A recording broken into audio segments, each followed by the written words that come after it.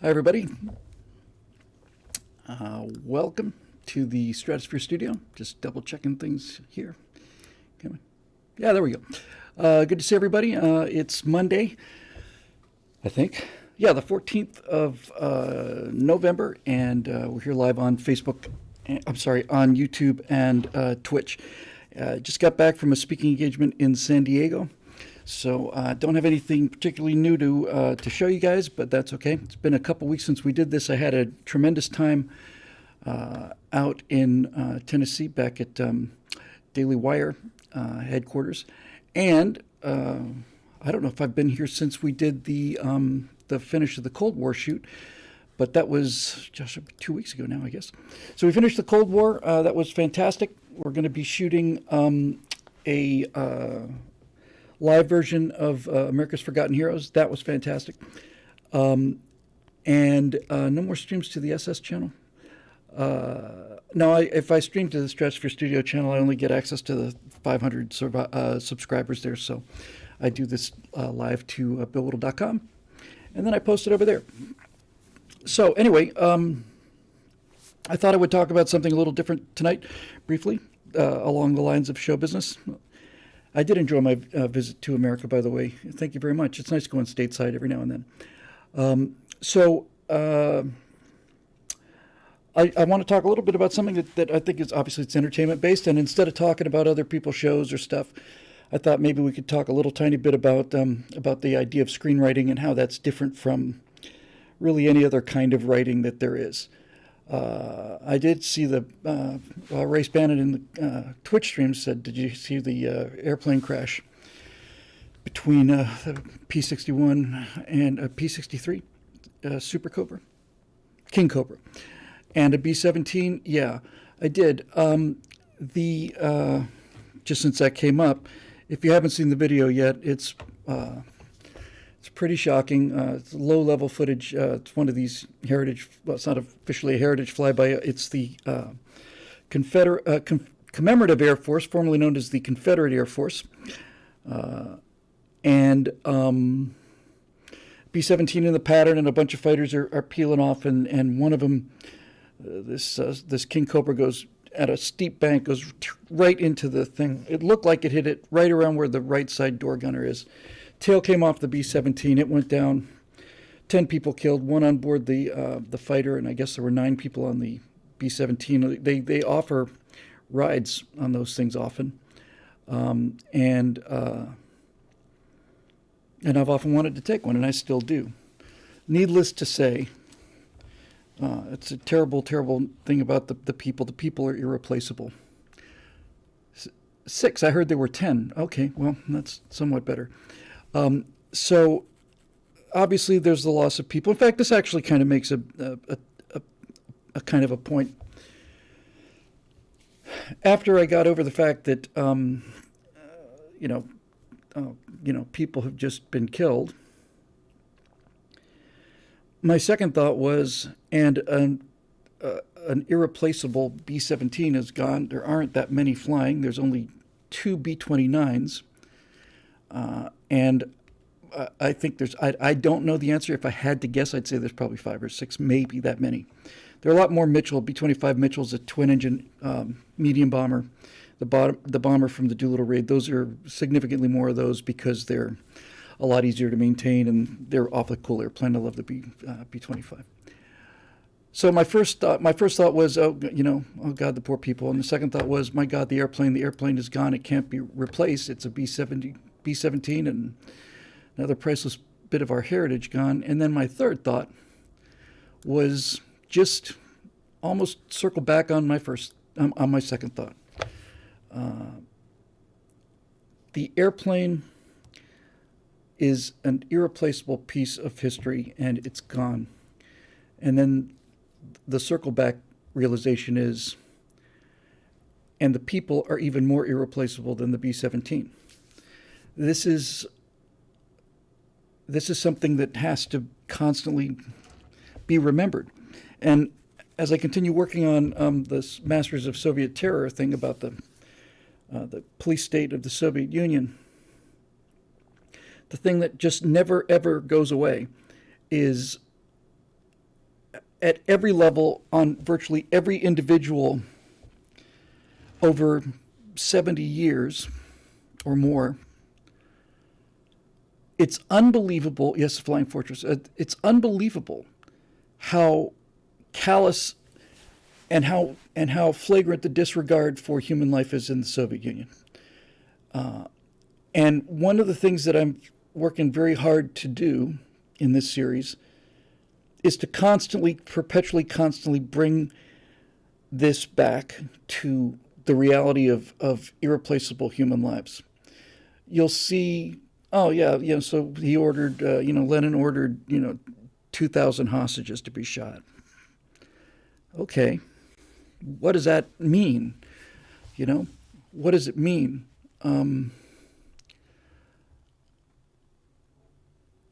This is where you kind of have to stop and really slow it down and break it down for people. 2,000 people shot. Okay. Let's just stop for a second, because that's just a number. It's just a sentence. It has no meaning. It's a statistic. It's a statistic that might make you go, oh, well, it's not bad, but 2,000 people is not really too bad, especially in World War II. You got to just stop and picture everybody that you know, close friends that you have, people who who you would, if you ran into them at an airport, would run over to see you. How many of those do you have? 50 maybe? 40, 50 people? Maybe less, maybe more. People who were, close to you. You got to imagine that you're there, and then there's another 50 families like yours, and they're all there, and then all of those people are murdered in front of your eyes, and all of the screaming, and all of the horror and the blood and the smell, and the fear, just the fear. You watch the people that you love reduced to absolute terror, and the thing that you cannot do is you can't do anything about it. Eric Blake in our Twitch stream says, "Did I see Chernobyl on HBO Max?" Yeah, it's one of the best things I've ever seen ever, of any kind ever. You mentioned that Stellan Skarsgård's magnificent in it. He is, because he's the epitome of what Soviet power was. It was monolithic, brutal, totalitarian, and the word that keeps coming up in the writing, and all of it keeps coming back to me again and again and again. There's one word that describes all of this, and it's theory. Theory. These guys were people who sat in Lenin, because it's all Lenin. One of the things I'm looking forward to demolishing the most is this idea that, oh no, the Soviet Union really was a workers' paradise. It was just amazing. Yeah, they may have to do a couple things that were a little tough because there was a civil war going on, but no, Lenin's vision was beautiful, and then Stalin came along and ruined it. Absolutely wrong, 100% absolutely wrong, and it's inverted. Lenin wrote the instruction manual on all of it, and Stalin followed the instructions. That's it. So you have to stop, and sometimes you get things that that help you because they're so visual. They're just so horrific. During the Red Terror, which was launched after a assassination attempt against Lenin, as opposed to the Great Terror, which was Stalin's work 10 years afterwards. All across the Soviet Union, the thing about this is that the Bolsheviks were never very popular. They were a tiny majority, a tiny minority. Called themselves Bolsheviks means majority. I get into that. I won't get into that now. But they were a relatively small minority, and the only way they could get this idea, this theory, in place was to terrify people into going along with it. They weren't better. They weren't more popular. The Mensheviks, the social revolutionaries, had 6 or 7 times their membership when the whole thing started. What they didn't have was the ruthlessness of Lenin, so he would just go out and start murdering his way into power. And that's obvious. During the Red Terror, they took Orthodox priests, nuns, and monks and fed them the sacraments and instead of the chalice being filled with wine, it was filled with molten lead. They put people in barrels that had 9-inch nails driven into them so that they're extending, this far on the inside of the barrel, put a person in the barrel, and then they'd roll it down the hill to great hilarity. The amount of cruelty that was inflicted on the scale that it was inflicted is so horrific that when I see people wearing the hammer and sickle thing, and I think, well, yeah, it's like the Nazis times 4. You get to a point when there's so much murder that you can't even deal with the numbers. For example, there were people who will say, I could say, best research says that 800,000 people were murdered at Kolyma, which is the worst of the Gulag. Best estimates are the deadliest place in the world was Auschwitz with 1.2 million people killed, then Kolyma with about 800,000, and right in that neighborhood is Treblinka with 750 to 800,000 people. And what you'll find is, you'll find people who will say those numbers are wildly inflated. No more than 200,000 people murdered or killed at Kolyma. And what do you say to that, right? Oh, I'm sorry, it wasn't 900,000. It was only 200,000 people killed for this theory. What do you say to that? And you hear it all the time. No, it wasn't 6 million. It was only 2 million. Really? So then you get to the flip side of this argument, because you can't write the story without constantly coming back home. You can't. Infidel 42 says, after your first 100,000, you've made your point. Yeah, exactly. You can't write the story of the Soviet secret police without occasionally, not any degree like we did in the Cold War, which was tried to be more or less a 50-50 balance, but every now and then you have to jump back to America to compare it to this monstrosity, and the monstrosity of the Chinese Communist Revolution, the monstrosity of the French Revolution, and all, and Rwanda, and all this stuff. You just got to come back here. You just have to come back, and just look around. And ultimately, that's the reason I'm doing this. The reason Daily Wire is doing it. I know how this stuff happened. I see signs of them trying to start it here. These should worry you, but if you can capture a shadow of the horror of it and realize, of all the lines that I've written so far, the two that I like the most are, if you're one of those people that wants to defend communism, the best single thing you can do is know as little about it as possible. I like that line a lot. The other line I like a lot was, people say that they didn't do communism the right way. Well, they didn't do it the right way, and they didn't do it the wrong way. They did it the only way. It's the only way it can be done. If you're going to reshape society in a way that is antithetical to human nature, then that's what you have to do. So comes a point when you reach, horror saturation.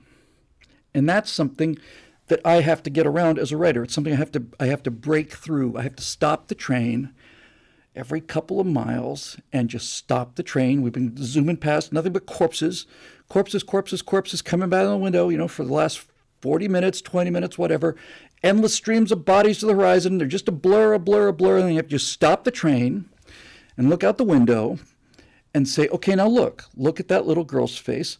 Look at that old grandfather's face. Look at the faces. Look at the blood on them. Look at they're real people, right? You see all these real people out there. Can you see them? You see what they're wearing? You see what they look like? Yeah. Okay.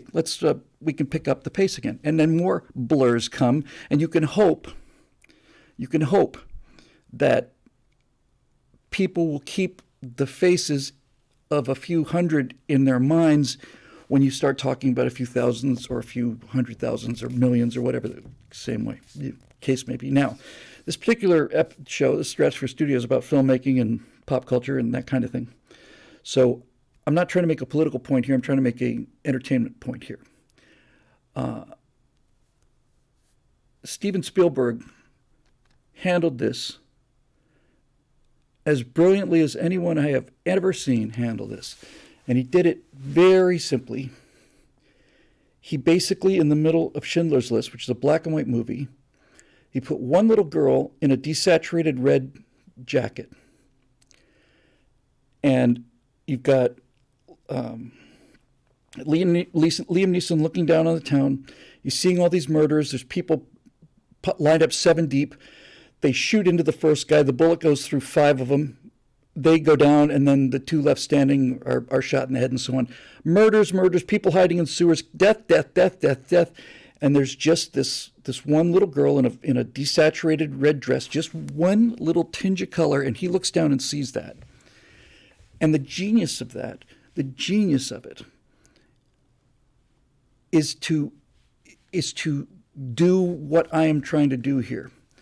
And he's not bashing you over the head with it. When you first see that little girl, you see her walking around, she's terrified. Everybody's in motion, everything's in motion. And then she disappears for a while, and then later, I think it's on the bonfire where they've got these stacks of bodies. You just look off in the corner there, and there's a giant mound of dead people, and one of those little people is wearing a red jacket. And we've seen a close-up of that girl. So what he did was he used this brilliant piece of storytelling, visual storytelling, I might point out, to make the big into the small and then the small into the big. And it's just unbelievable. Some people have been pointing out in the stream comments, especially over at Twitch, when I just wrote these lines last time I was working on scripts, I got to this issue. Why nobody ever thinks about the Soviets in the way that they think about the Nazis. And I've maintained for 20 years now that the reason is that there's no pictures. Right? It's Pixar, it didn't happen. We have film of bulldozers pushing corpses into mass pits. We have aerial footage of Auschwitz. We've got the gate. We've got the railway tracks. You got the brick entrance. You've got the Arbrecht macht free. The work sets you free on the gate, designed to calm people down so they wouldn't get too hysterical, because most of the people would arrive at Auschwitz just immediately be gassed. And so there's something there. You can visit it. It's tangible. Treblinka doesn't have that power because they bulldozed Treblinka down to the ground and then basically reseeded everything and tried to pretend like it wasn't there. But when you go to Auschwitz, Auschwitz is there. One of the first people to arrive at Treblinka, sometimes the memory just goes a little soft on me here. Hang on a minute.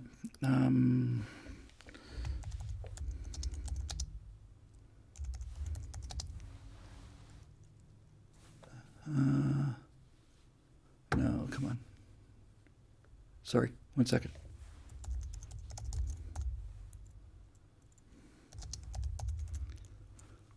Vasily Grossman. Vasily Grossman was a Soviet writer. He wrote a tremendous book called, I think it's Love and Death. But Vasily Grossman was a reporter. He was with the Red Army. So he was one of the very first people to visit the Treblinka site. This is about a year, maybe a little less than a year, after it had been bulldozed over.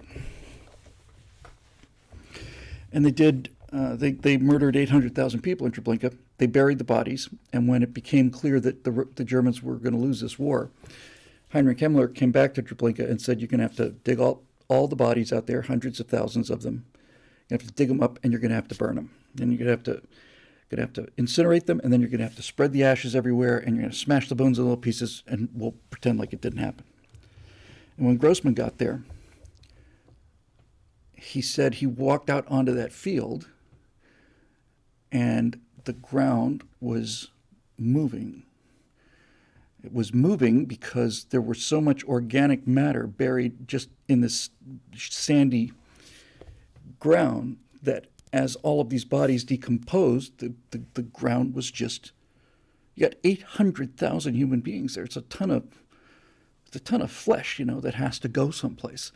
And he said you could walk there and the ground was spongy and it was just in motion because of all of the blood and all of the people that were buried there. So these are the kind of things that you have to capture, and you have to capture them visually. I was very pleased when I got to Nashville. The two things about Nashville that I wanted to talk about tonight on the Stratosphere Studio is Daily Wire gets more impressive every time I'm there. I mean, every time I'm there, it seems to be an order of magnitude bigger and more impressive. And the same was true here. I got to talk with their head of the creative department. This would be the movie department, entertainment department. And I talked to him about the series that I'm writing now. And then I talked to him about doing feature films. I'll get to that in a minute. But as far as the series we're doing now goes, Daily Wire has purchased, or at least is using, one of these high-definition LED walls. I think they're calling it the volume. Okay, the volume is where the background is composed of essentially extremely high-definition television sets with no seams. They did Mandalorian that way. So the thing that lights the actors is the environment, the way it would really be. And if you've got this kind of a thing with this kind of power, and you have a sun up in the sky on that panel over there on right, it's on panel 13, then that's where the light is coming from. The reflections off of anything shiny will be correct, the lighting will be correct. So it's actually amazing. And because it is essentially taking you, it's the best way to think of it is like a green screen. So it takes you and can put you into any environment you want to, and you can move that environment around in real time. And talking to the guys who I'll be working with on this one, when I heard that, I said, well, now, that is huge, because on Apollo 11 and on the Cold War, I'm on a set, and the sets are terrific. The one on Apollo 11 especially is just unbelievable.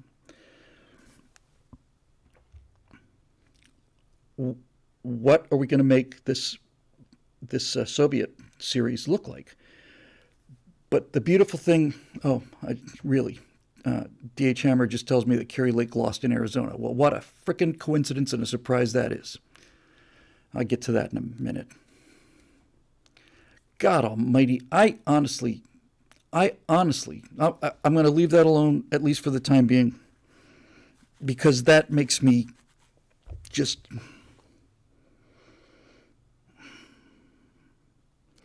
It does tie into what we're talking about, right? At what point are we going to wake up? At what point are we going to just wake up from this movie that we're watching and realizing that it's not a movie, that it's not something that we just are participating in?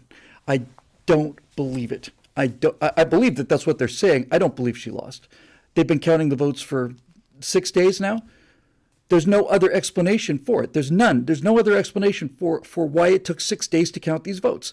It took 6 days to come up with enough votes to defeat Carrie Lake and have some sort of tangible evidence for it. I'll bet she lost by 1,000 votes or something like that. Okay? I bet you anything. I don't believe it. They are doing this in front of everybody's eyes, and they expect that we'll continue to stay asleep on it. I'll come back to that. 6 days to count the votes. 6 days to manufacture the evidence is what it is.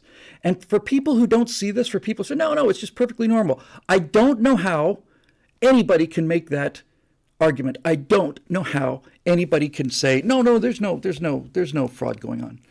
I remember when all of the results were in by midnight Eastern time, 9 o'clock Pacific, 2 hours after the polls closed in California. Every state was in, every answer was in. So, okay, all right. We'll see. Anyway, we're well on our way to that system, but that's more of a political story. I'm trying to keep these two streams uncrossed. I'll bring it up tomorrow. We're shooting right angles twice a week starting tomorrow. Anyway, enough of that. So, back to where I was. The reason that the Soviets got away with it, and the reason you can wear a hammer and sickle on a college campus in America on your T-shirt and not a swastika, is because there were no pictures of Kolyma. Even if you look at pictures of Kolyma today, they're sheds. Most of them are gone. It's just a blank spot. One of the writers who was at Kolyma wrote, he was there for several years. It's a miracle he survived it all. He wrote that there was a day when they were blasting some of the permafrost or something, or maybe it warmed up or something, and these bodies just came out of the frost as it started to melt. There were just thousands of them. It's like they were put in there yesterday. There's plenty of places to bury dead people in Siberia. There's mountains and mountains of dead people. And the reason that they're dead people is because people wanted power for their theory. And I'm looking at the outcome of this, and I'm looking at the precursors of this when I wake up. It's enough to make you a little upset. I think Kerry Lake's going to fight this, and we better fight this. We better fight it. So there's that. And the other thing about the Soviets that gets them off the hook in a way that the Nazis didn't was mentioned by Martin Amis, who wrote a book called Cobra the Dread. And this one's a little touchy. This one's a little harder to get to deal with. You can understand, okay, there's no photos, nobody knows the name. If I went out on the street and asked, how many of you have heard of Kolyma? I don't think it'd be 1 in 1,000. If I showed you a picture of Heinrich Himmler, any educated person, which in America today means probably 1 out of 10, could tell you who that was. If I showed you a picture of Beria, probably 1 out of 50 could tell you. If I showed you a picture of Yezhov or Yagoda, I guarantee you not one person in 100 could tell you who those people were. But Yezhov, Beria, and Yagoda together made Himmler look like a hobbyist. So we have that to do. I'm really going to have to resist the temptation to get into this Kerry thing because I really want to keep these shows separate. I really do.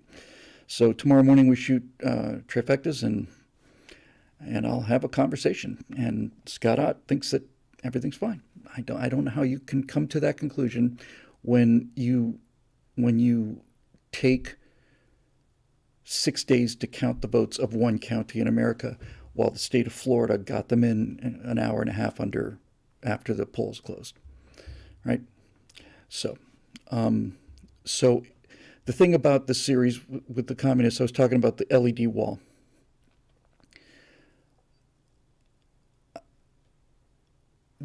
So this is the conversation we're going to have tonight, the difference between documentaries, writing for documentaries, and The Road of Bones. Yeah. Well done. Where'd that go? Who just said that?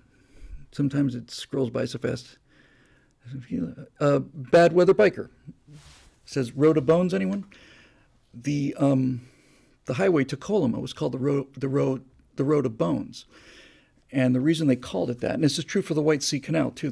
The White Sea Canal was a product by Yagoda. He was the first of the big scale murderers. He was the third of the police chiefs that we're going to talk about. When they were building the White Sea Canal from St. Petersburg to the White Sea, it's about 100 and some miles, I guess. It's all done with convict labor. Nobody knows exactly what we think. We think that probably 200,000 people were worked to death in that. And on the Road of Bones and the and the White Sea Canal have one thing in common. On the case of the White Sea Canal, they have to do something to shore up the sides, right? When you're building something that slopes in wider at the top than it is at the bottom, it's going to be, filled with water. You've got to have some kind of structural support there so the whole thing doesn't turn to mush. Well, they'd gone out to the limits that they could to get whatever lumber and timber they could, but they didn't have enough. So you know what they used to fortify, like reinforced concrete has the rebar in it. You know what the rebar was there in both the road and the White Sea Canal? Well, the answer is the one thing that they had plenty of, and that is human femurs.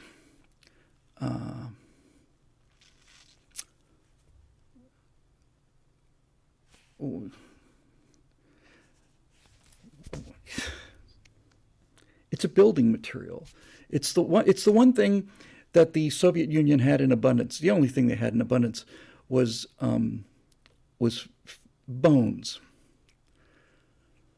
So they used bones. They used human bones, skeletons, to brace the walls. And then when they were finished with it, they found out that they hadn't built it deep enough so that they couldn't use it. It was the kind of thing you put a little pleasure boat in. You couldn't use it for anything serious. It couldn't send any freighters down it. Daniel Kunkel on YouTube says, wow, this got dark and morbid real fast. I actually started out dark and morbid, Daniel. So you've got this problem. Now, the difference between screenwriting and writing is one thing, and then the difference between documentary screenwriting and feature film screenwriting is another, and that's kind of what I want to talk about tonight. So when I found out that they've got this volume, this LED volume thing, I was very, very pleased, because what that meant was that I could set, for the documentary now, I could set a visual tone that conveyed the emotion that I'm trying to convey and did it without me saying a word. Apollo 11 set did that. The Cold War set to not quite to the same degree, but the Apollo 11 set, just looking at it, it took you back there. I'm in mission control. There's a top quality Apollo moonwalker suit replica back there. There's a perfect replica of a mission control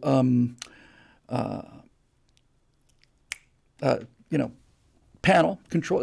The set dressing was great. And so when you look at it, you immediately went to the time in question. You basically went to the early 60s. And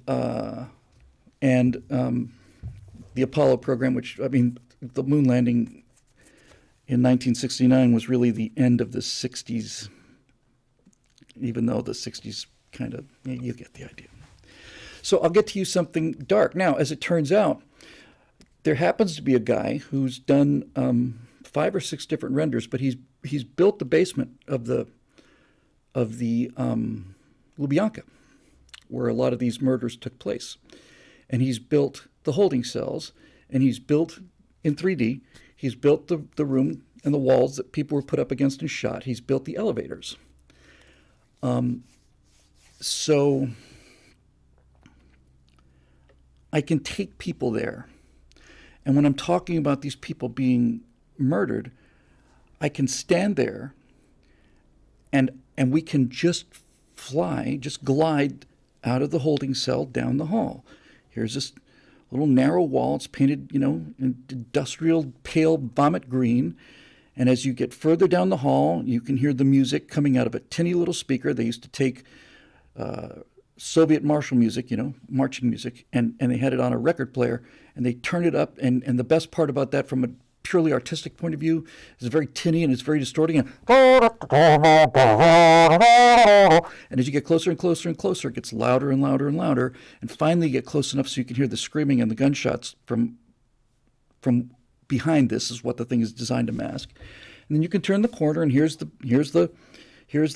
naked wooden bench where you would sit down to take your clothes off, and here's where you would turn the corner, and there's you, and then you can walk in this room, see there down the end of this concrete wall, there's these 6 doors with holes in them that don't go anywhere, and then the water's covering the floor. You walk these little duck boards forward, and you stand there against that wall, and then lights go out. I can take you there. I can show you what it would look like.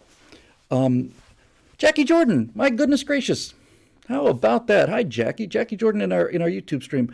Jackie Jordan was the producer on Sunday Morning Shootout. I worked for her for many years, and she's now, she saw the light a little bit after I did, but well before most other people, and I saw it late myself. So I guess she said, I'd like to have you talk about the Carrie Lake law. So I'll come back to it in a minute. Let me just finish up what I'm trying to do here.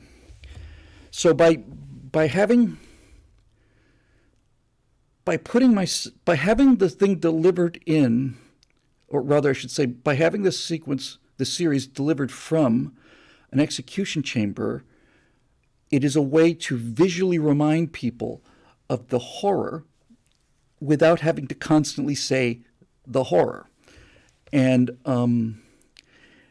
that's really important. So, one of the other things we discussed, I want to be as crystal clear as I can about this. I don't want to get smacked, and I certainly don't want to hurt the relationship. But after I finish the scripts for this, it looks likely that that I will be able to do for Daily Wire a screenplay as a movie, as a feature film. And I want to talk about the difference between a feature film and a documentary film. So, America's Forgotten Heroes. Let's assume we're done with the Soviet terror masters. There's still so much to do, but let's assume that gets done. It will get done. So, 2 years ago, I recorded America's Forgotten Heroes as 7 episodes. And 7 episodes, each one about American hero that nobody knows enough about. We are going to reshoot the documentary version of that, and that's going to be a big improvement from the audio version, but it'll still be a documentary. But what I talked to them about when I was there was that it looks likely that I will be able to write a feature film screenplay, and that has an excellent chance of being produced as a film, as a movie. Not as a documentary movie, as a movie. So I looked at the 7 stories that I told there, and I thought, which one of these is the easiest to do? Let's start simple. All the stories are fantastic. They're all great. So let's start simple, and let's deliver on that at a low cost as possible, and then see how it does. Now, we were talking a second ago about Carrie Lake. I probably have to come back to this because I'm shorting out, but for the time being, we put that aside. But the nice thing about it is the story I picked to do first was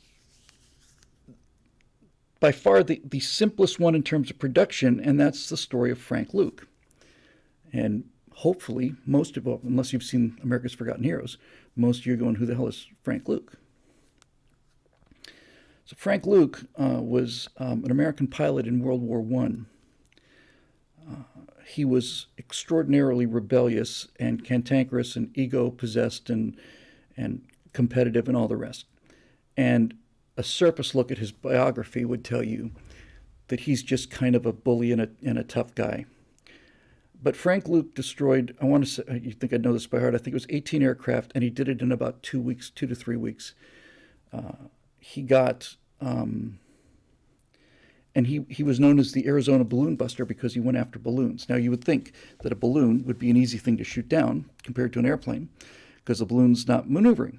But the problem with that is the balloons are relatively low, and you can put hundreds of rounds into a balloon and not have it go up. And, of course, the biggest issue is this is something that most people don't realize. Why do you have fighter pilots? Well, you have fighter pilots to shoot down enemy reconnaissance planes. It's all about reconnaissance. The only reason you have an Air Force essentially is for reconnaissance. You want to be able to see what things are doing. Now, of course, you can deliver weapons through airplanes, but certainly in World War I, the only reason you had airplanes was to shoot down enemy airplanes, and the enemy airplanes were able to go deeper than the balloons.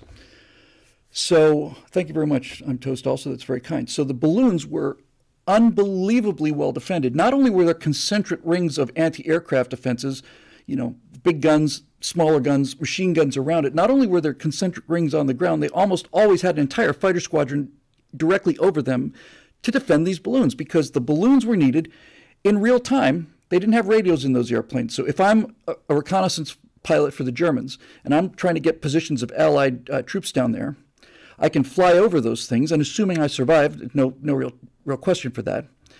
But assuming you survive, then you come back and you land and you develop the film and you can see the gun emplacements. But with a balloon, you can get on the phone. And that's exactly what they did. You go up in the balloon, you go pretty high too, certainly 4,000 or 5,000 feet. And you get on the balloon, you get on the phone, on the balloon, and you're in this little basket.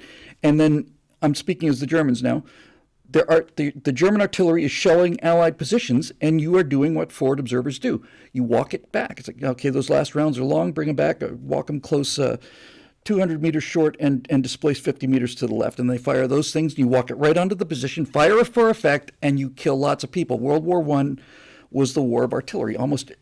I think the number was in the 80% of the people who were killed in World War I were killed by artillery. So this is the most important thing that the Germans have. To win the war, that balloon is it. And Frank Luke decided that was the most important thing too. So that's what he went after. Of his 18 kills, I want to say 11 or 12 of them were balloons. And this isn't a time when one guy might get a balloon. Nobody wanted to go after the balloons because the balloons were death traps. It's a suicide mission. It's just the most heavily defended target there is. And that really appealed to Frank Luke. So Frank Luke went after the balloons, and sometimes he got 4 a day. His streak was relatively short. It was only 20 days or so. But in those 20 days, he became the second leading American ace after Rickenbacker. Rickenbacker, who flew with him, I thought Rickenbacker was Frank Luke's competitor. Rickenbacker was Frank Luke's protector, administratively. But everybody who flew with Frank Luke, Rickenbacker, his flight instructors, guys in his squadron, guys who had gone up there and fought the Germans in aerial combat with the best planes they ever had, with the Fokker D7s, everybody who ever flew with Luke or saw Luke fly said that he was the best pilot of the war, certainly the best shot of the war, and that he would have made short work of Richthofen if the two of them had been up in the sky alone. It would have made very, very quick work of him. So why haven't we heard of this guy? I don't know. He had a wingman named Wagner. And Frank Luke and Wagner were both, or Werner. It's been a while, forgive me. I think it was maybe Werner. Frank Luke was a loner. I'm going to get to all of this in a little more detail because this is the difference between writing a feature film and a documentary, and it's what I want to talk about tonight. So Werner, I think, was his wingman, and the reason that Werner and Luke got together was because everybody hated Luke because they considered him just a blowhard, just a braggart, and everybody hated Werner because he had a German last name. So this guy who's out there risking his life, there's nothing more deadly than being a pilot in World War I, especially on the Allied side. Your life expectancy was days. That's why none of the squadron people ever talked to the new people. They didn't want to get their names. You get these fresh-faced scrub kids coming in. Hello, good to meet you. And how is it going? And trying to make friends. They're brand new lieutenants. They have maybe 7 hours of flight time. And none of the experienced pilots, none of the veterans want to talk to these guys because they know that 90% of them are not going to be there in 4 days. And they just don't want to deal with it, so they don't. All of this stuff ends up going into the screenplay in a way that it can't go into the documentary.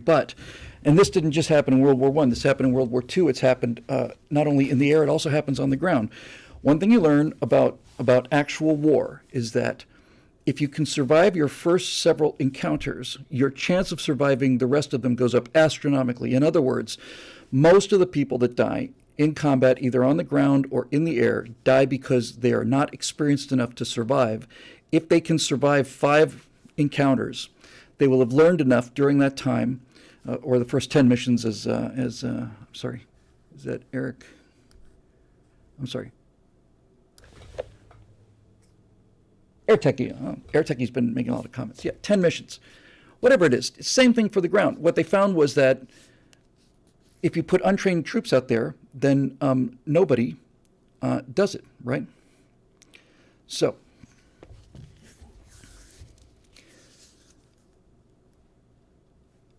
you've got these 2 loners, and in the space of about a week, Luke gets 7 or 8 balloons plus 2 or 3 Fokker D7s in a couple of recon planes.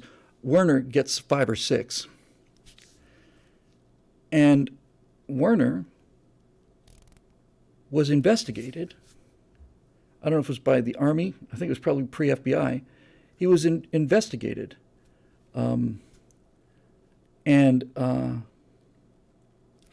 treason. They investigated him to see if he was a German spy. There is a small subset of the larger story, but it needs to be told.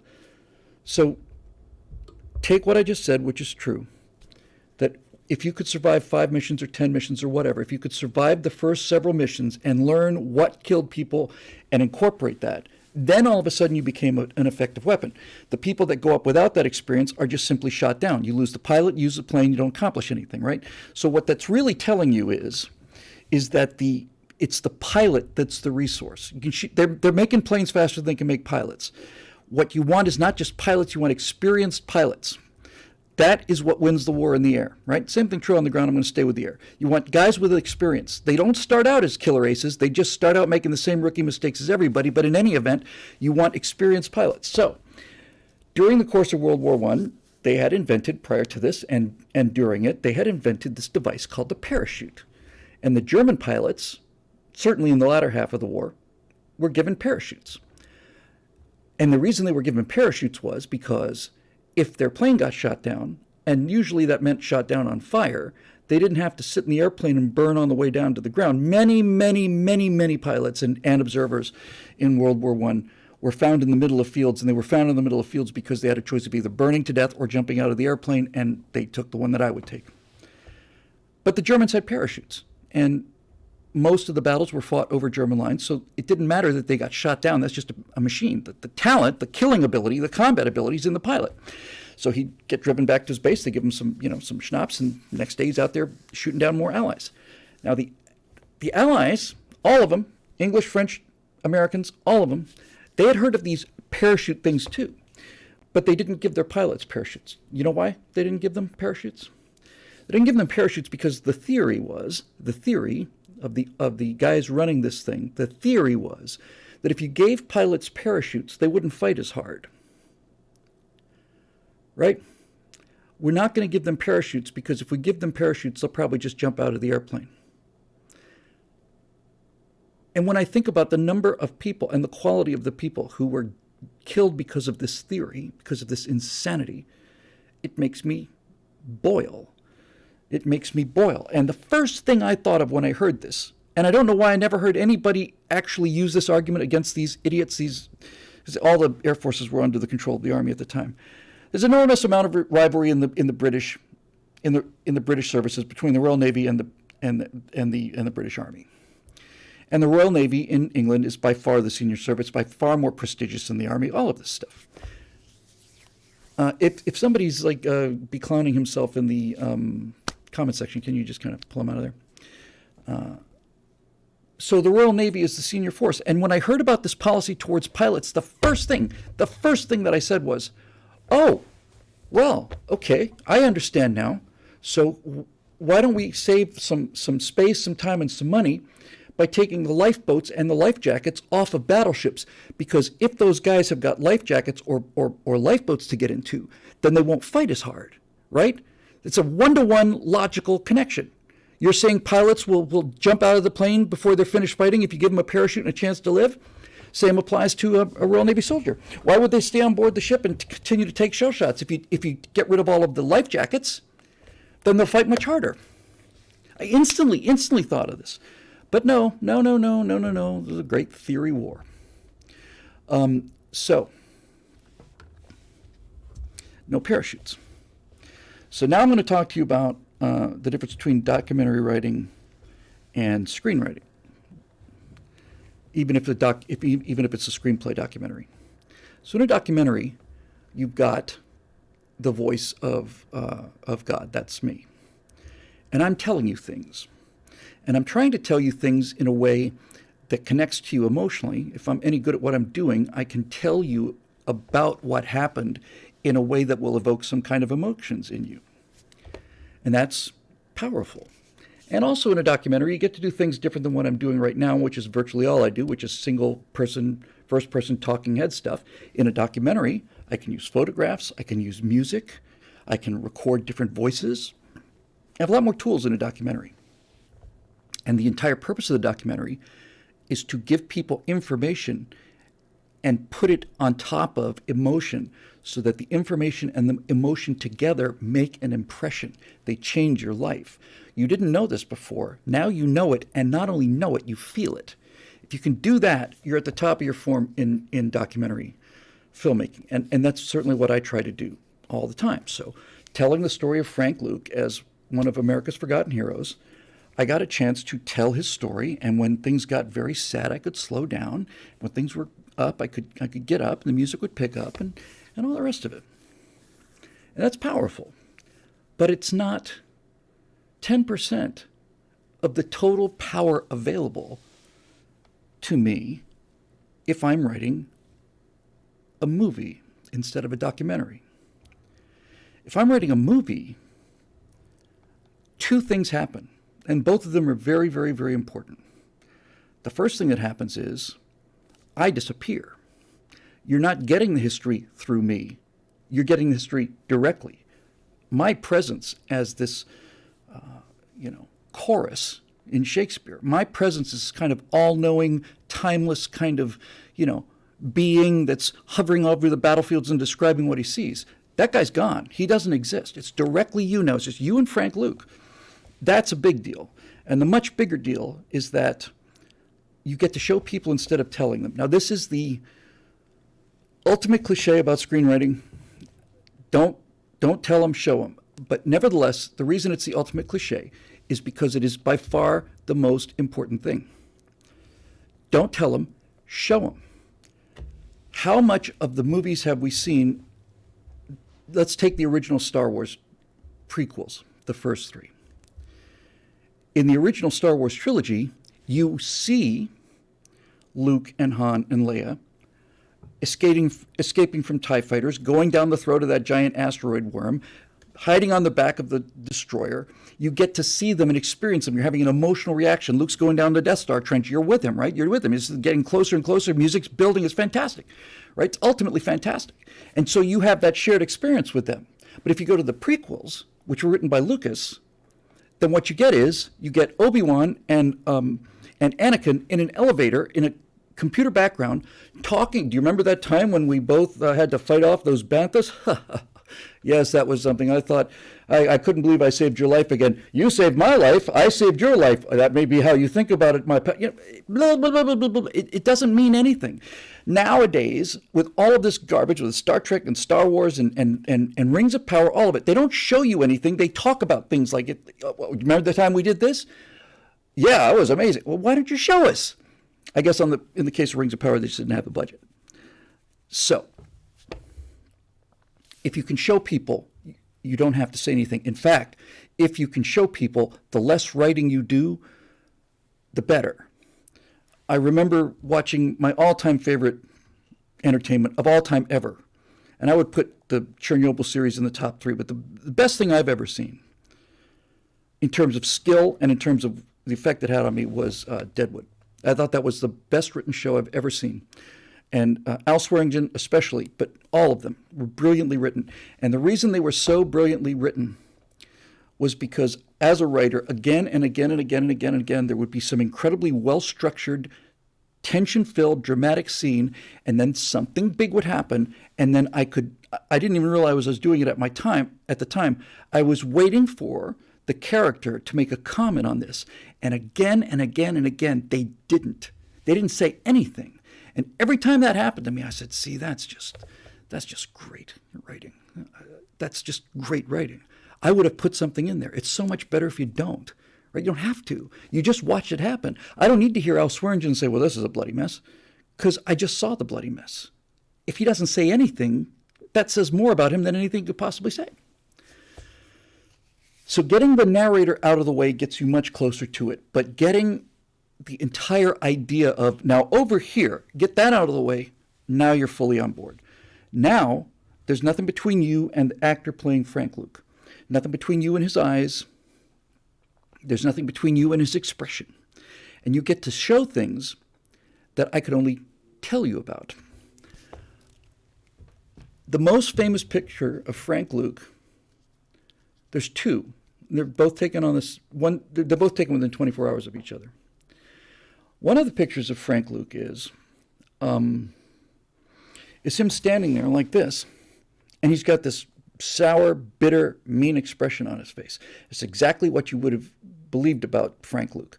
He's a mean, bully, tough guy, nothing warm or attractive about this guy. He's just got this mean, nasty look. Now, I can tell you, and I did tell you in the documentary, that one of the reasons he's got this nasty look on his face is because he's photographed in front of the wreckage of a German observation plane that he just shot down. He's standing there, and you can see the crumpled remains of the plane. What you don't see, what I can tell you about is, you don't see that the two bodies, well, the pilot was ejected, but the observer, I think, is still in the plane. There's a corpse, a mangled corpse, about 3 feet behind his left leg when this picture is taken. Now, I can tell you that, and all of a sudden this picture makes a lot more sense. But if I don't tell you, if I show you Luke picking through the wreckage of this plane and seeing the face of this person who was just shooting at him, and his eyeballs are popped out or whatever, he's just a mangled piece of red meat down there, and Luke did it, and he knows he did it, that hole in his chest, I shot that bullet. You look at that picture, and then somebody says, Lieutenant Luke, can we get a picture? And you turn around, and there's a guy with a tripod there. What expression would you have on your face? Right? Now you're really starting to open up really open up the toolbox. Now you're able to create actual alchemy. Now you can really start to do things. You can show people that the reason that this guy had this sour expression on his face was because he's standing in front of a dead body. He can touch it with the back of his heel. He just looked at it. Can I get a picture? Here's a picture. The other picture of Luke, the one that's the best one, is a picture of him standing in front of his Spad. And he looks like an ass kicker. And he was. He was. But he's got this look on his face. And by the way, pictures of him a year and a half earlier, he looks like the father of the guy he was before he came to the war. And again, he's got this kind of sour look. What a sour, dour kind of guy. What a nothing of a personality. What a mean guy. The reason he's got that expression on his face is because it was taken early the next day, and during the last fight that he was in, the one where he shot down that observation plane, he got jumped by 6 or 7 German fighters, and he broke off and dove, and these other planes were diving after him, and his wingman, Werner, dove after the Germans, flamed one of them, peeled off, pulled up and curved away. Luke turns back into the fight, and there's no sign of Werner. They don't know where he is. He didn't see him go down, but he knew he wasn't there. So Luke is, in the first picture, hoping that his friend somehow got out of that scrape. It's Werner versus 5 German aces in better planes. But the second picture is taken the next day by the people that came to pick Luke up, and they're the ones who tell him, no, he didn't come home. Werner, he didn't arrive at the bases. No. So Werner was shot down, if I remember correctly. No, maybe it was his second wingman. He flew with Werner, and then there was one guy he flew one mission with. One of these 2 pilots got shot down and crashed into the mud and is still out there someplace. Nobody knows where he is. Nobody ever found the body. He hit the mud of the trenches at 150 miles an hour and just disappeared, and he's gone.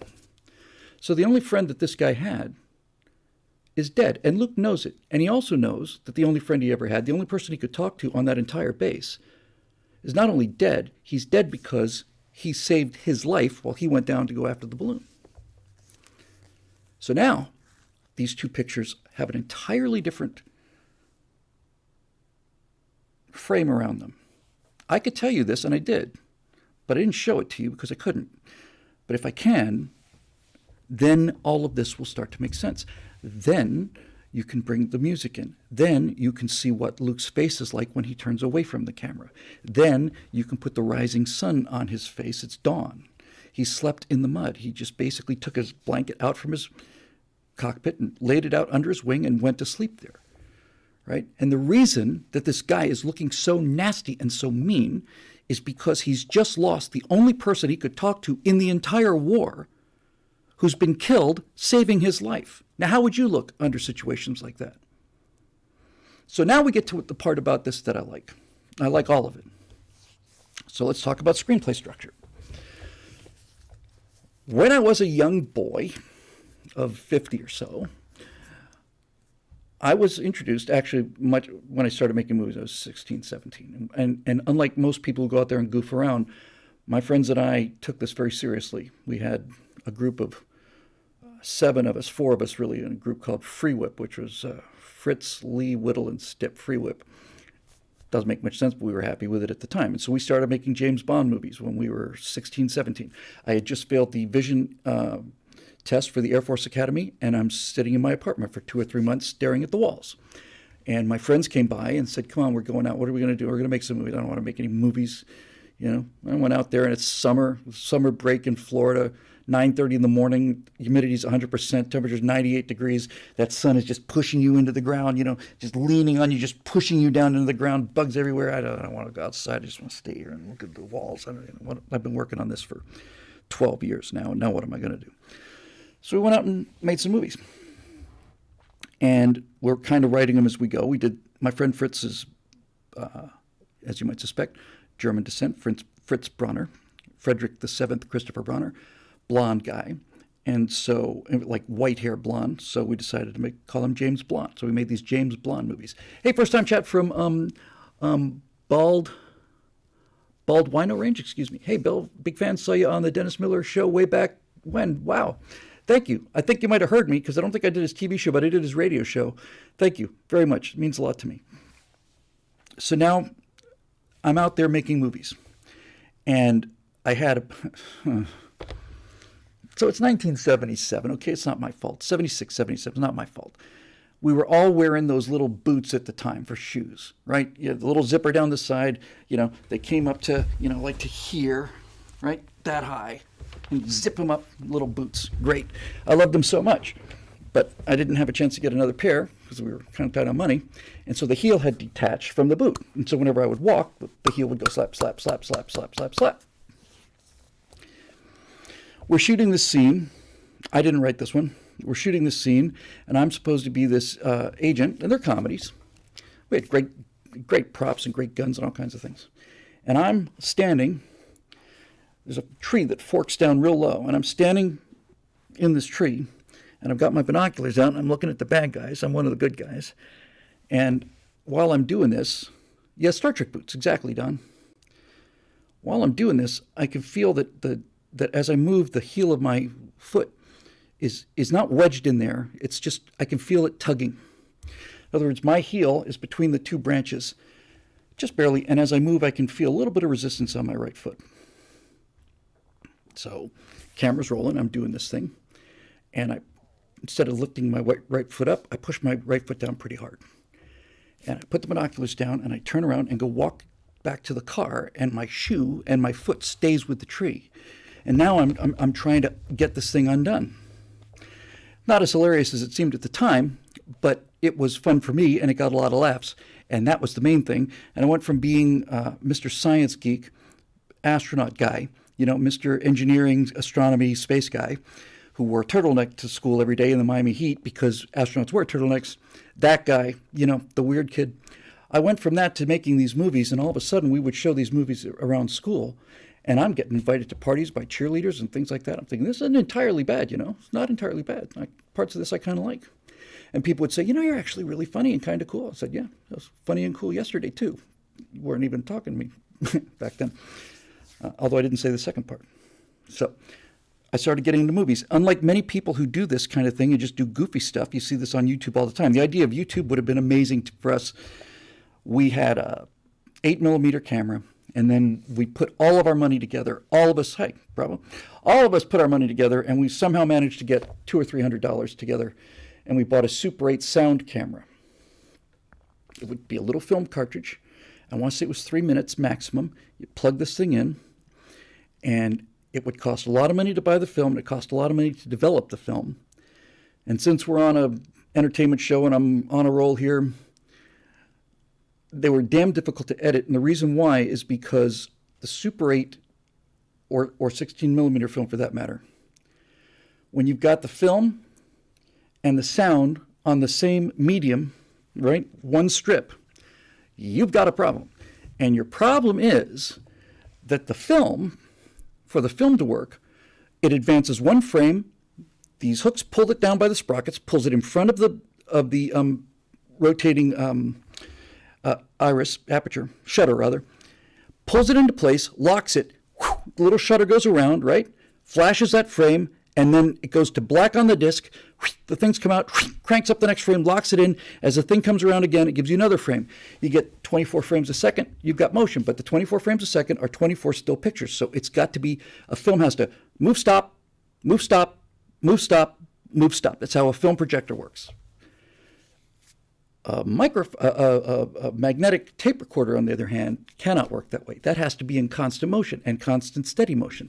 So the problem with something like 16 millimeter film was, sound film, was that they had to be designed in such a way that the visual part would go stop, move, stop, move, stop, move, but the magnetic tape part had to be in a perpetual roll. And the only way for them to do that was to separate them by enough space so that you could form a little loop. You thread this thing, it'd go through the film gate, right? And then there'd be a decent sized loop, and then it would go over the sound head. So even though this thing's going stop, stop, stop, stop, the slack in the loop would take enough of that out so that by the time you get down and run it through the sound head, it's moving steadily. Worked really great. The problem is that the picture and the sound are about a second away from each other. Had to be. In order to make this thing work, your picture's here and your sound is down here. And when you try to edit that, it may not sound like much, but when you're trying to cut a conversation together, you can either cut for the picture or you can cut for the sound. And we didn't have any of this overlaying tracks like we do now. Anyway, you tape it together, when you get your hands. And one time even I had to, just for the hell of it, I had to lock this film down in 2 pieces of 16 millimeter film. And you had to take a razor blade and scratch just a little tiny little bit of that. And then you had to bevel the edge of the incoming piece. You had to lay this glue down, put them on there, clamp them down, make it nice and solid, hold on to that for a few moments. Then you take this one little piece of film and you put it on this flatbed projector, right? And you thread the whole thing through, and then you'd play it and you get to see one cut. One. And if the cut wasn't any good, you had to tear the thing apart. And if you'd already torn it apart too much, you didn't get free. It was unbelievable. The reason we say there are bins in editing software is because there was gigantic bins. It was a big canvas thing that had a thing on the top with lots and lots and lots of little hooks. And you would take the film and hang it on these hooks, and you'd write on it with a grease pencil, and it would drop into the bin. And that's why you would say, okay, I got to find this. And you'd go find this thing. It was insane. Anyway, so we're making these movies and everything's great and I'm loving it. And we took it seriously, unlike many people who are doing this today. So we started looking at films like how to make films in Super 8. Somebody put out a book, I forget his name, but at the time it was my Bible. And it was making the argument that you can make serious films in Super 8 millimeter. And we just studied all of that. So in that book, we learned how to do things like this.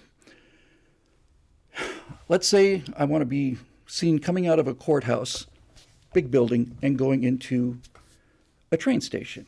And you want to do that. How do you do it?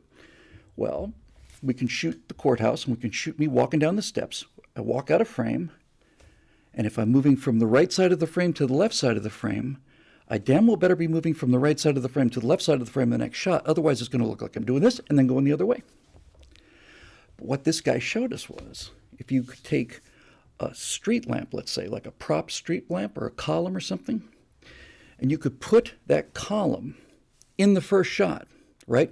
So you see me walking down the stairs and I disappear behind this street lamp column, and then I go out of frame, and then I take the column and I pack it on the truck and I drive 2 miles away or wherever I have to go to where the train station is. If I go to the trouble of taking that column with me and then putting that column in the second shot where it should be, I can see me coming down the stairs, I disappear behind the column, and then on the shot of the train station, I can see me continue to walk, but I got the column here in the first. And it absolutely convinces your eyes. A simple little trick. But it's what works. And we were just studying all of this stuff. I love him. He's one of the very best friends I ever had in the world. I learned how to direct by making directing mistakes. You learn how to direct a movie in the editing room. The reason you learn how to direct a movie in the editing room is when you get to the editing room, and if Jackie Jordy is still listening, she certainly knows this problem, you will get into the editing room and you will find out that you are putting something together and you are missing something that's not there. It's just not there. And on Sunday Morning Shootout, we did, I don't know, what was it, Jackie, if you're still there, at least 3 or 4 years, we would send Peter Bart and Peter Gruber to the Cannes Film Festival, And they come back with all this footage, and this would be a professional team. And the footage is just garbage. It's just completely blown out. There's nothing there. I've got digital tools. It was 2007, 2006, 7, 8. Actually, I think we started 2003. So I can do a little bit, but if the information's not there, it's just not there. It's blown out. And so then they'd start spending all of this money to try and fix the footage. They didn't have the money to do it right, but they always had the money to do it again. So anyway, so you get all of this stuff, right? So here we go. No, they're not on YouTube, although I need to find a way to get them. I think they've been digitized, so I should do that. When I say digitized, I mean put on videotapers. So you learn how to direct by being in the editing room and realizing that you screwed up. And the simplest mistake that you can make as a beginning director, again, nothing but affection and the deepest admiration for this guy. But when Jeremy went out to direct The Arroyo, I was the editor on The Arroyo. Jeremy came back with several times where he had made the same mistake, and then you really have to fix it. Here's the mistake. If I shoot somebody this way, and they're on the right of the frame, and they're looking this way, right? And I'm having a conversation with them. So I put my camera here, and they're looking that way. And then I go to the other side of the other person, and I shoot them. What I'm going to end up with is two people having a conversation looking in the same direction.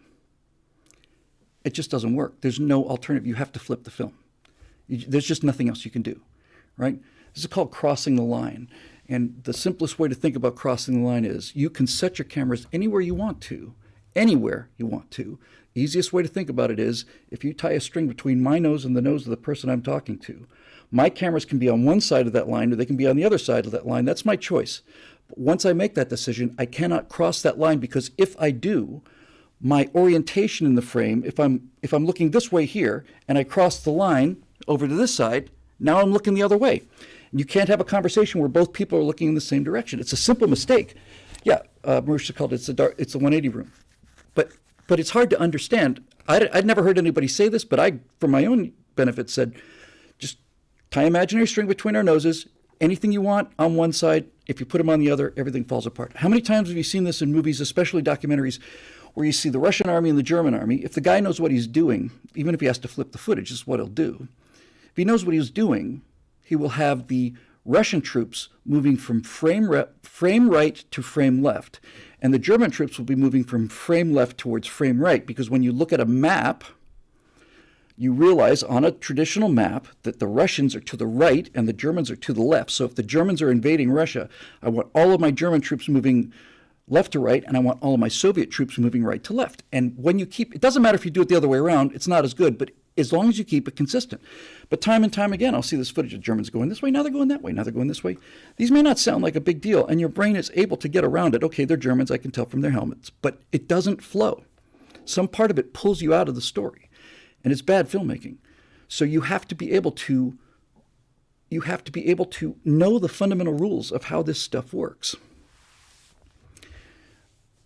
And movies have a distinct structure. In fact, a structure is too weak a word for it. Movies have a formula, and you can break the rules of that formula.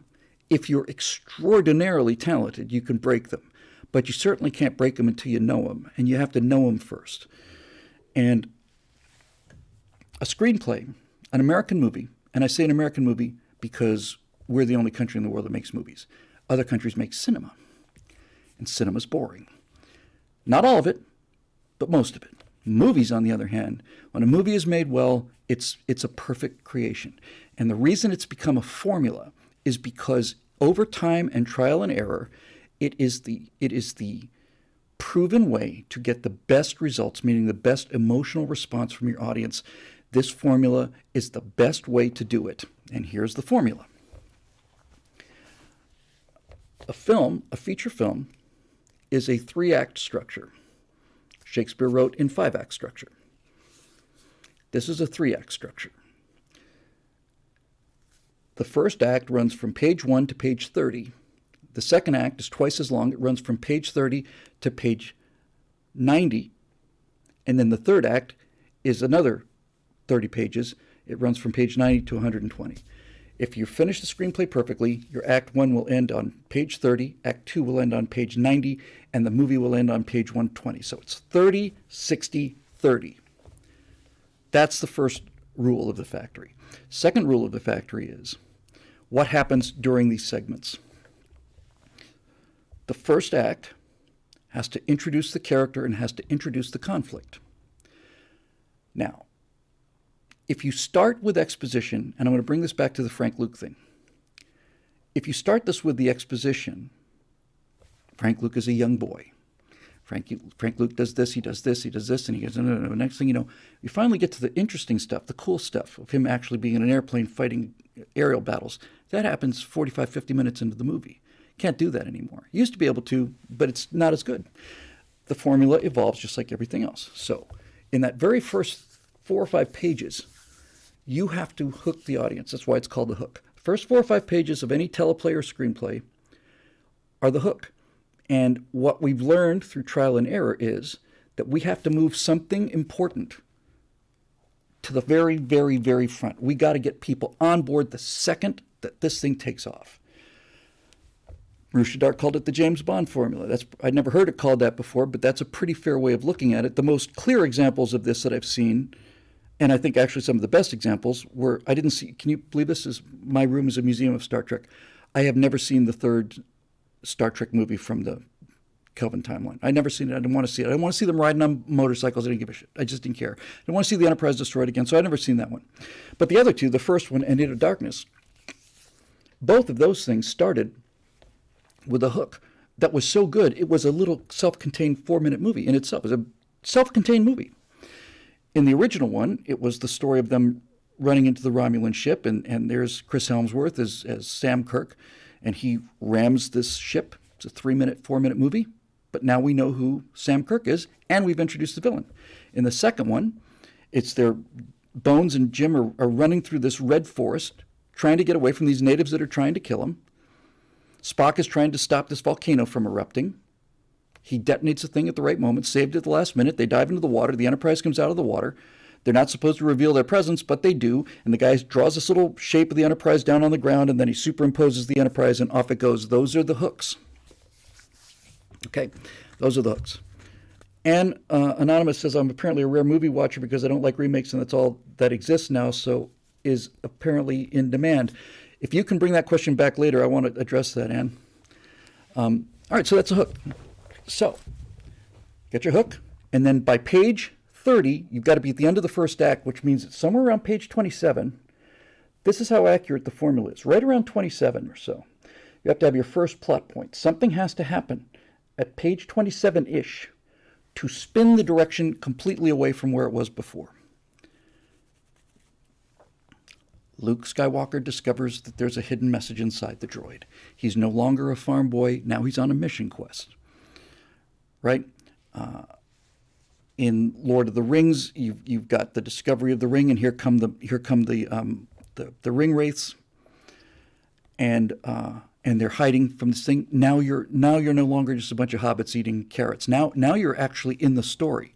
That first plot point is designed to take you from the existence of the world before the movie, everything that happened before the movie started. We just assume hobbits are peaceful and all the rest of this stuff. And the USS Kelvin is on a mission of exploration. It's been out there for 30 years. It doesn't matter.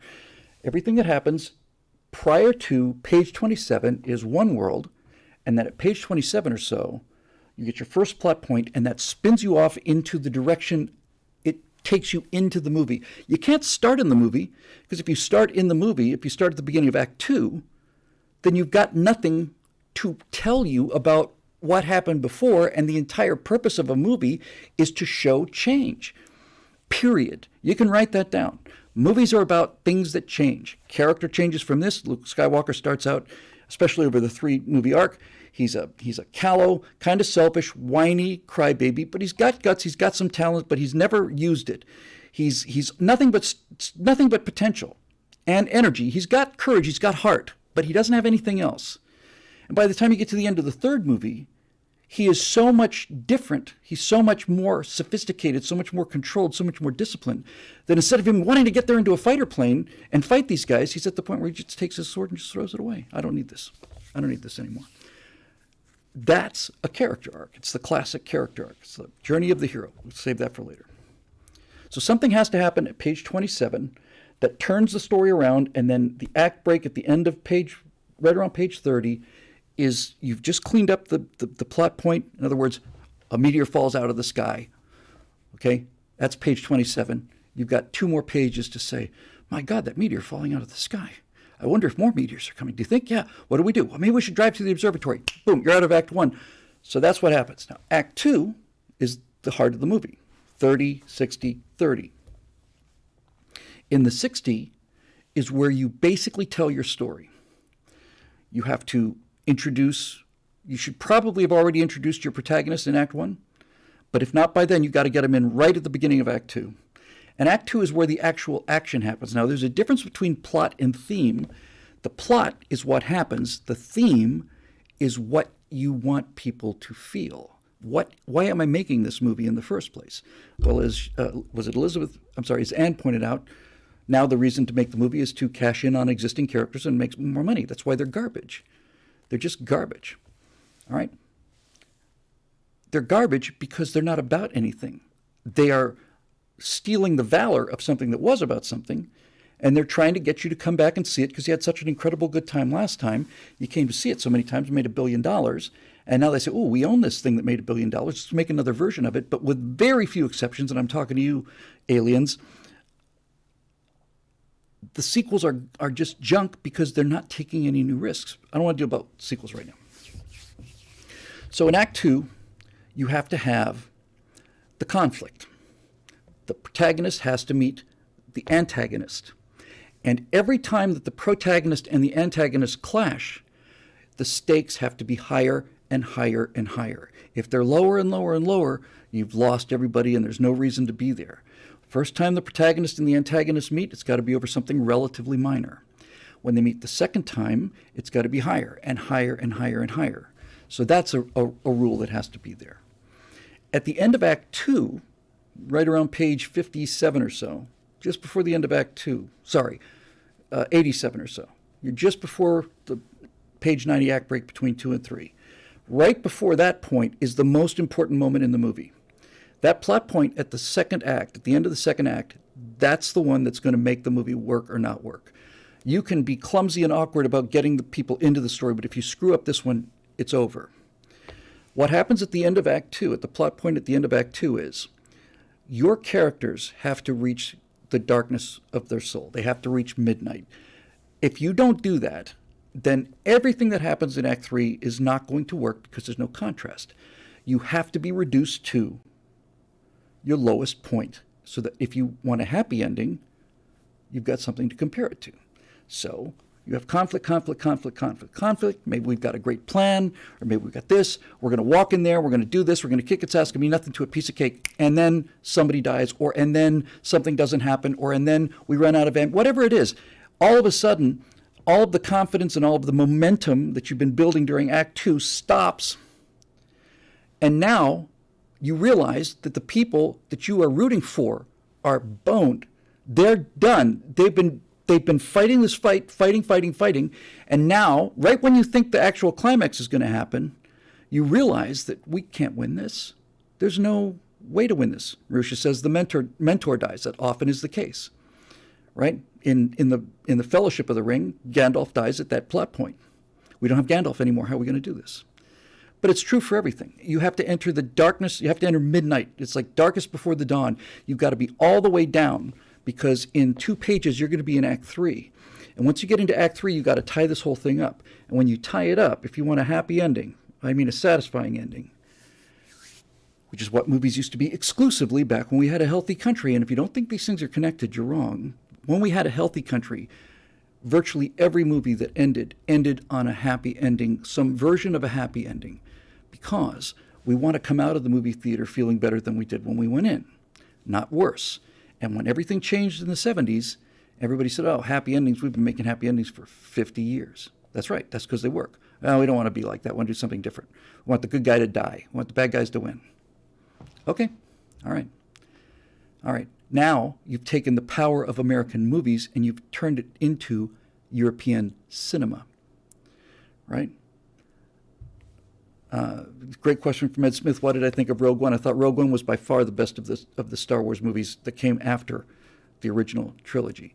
And you said no happy ending, but you had to stay to the end. No happy ending, no.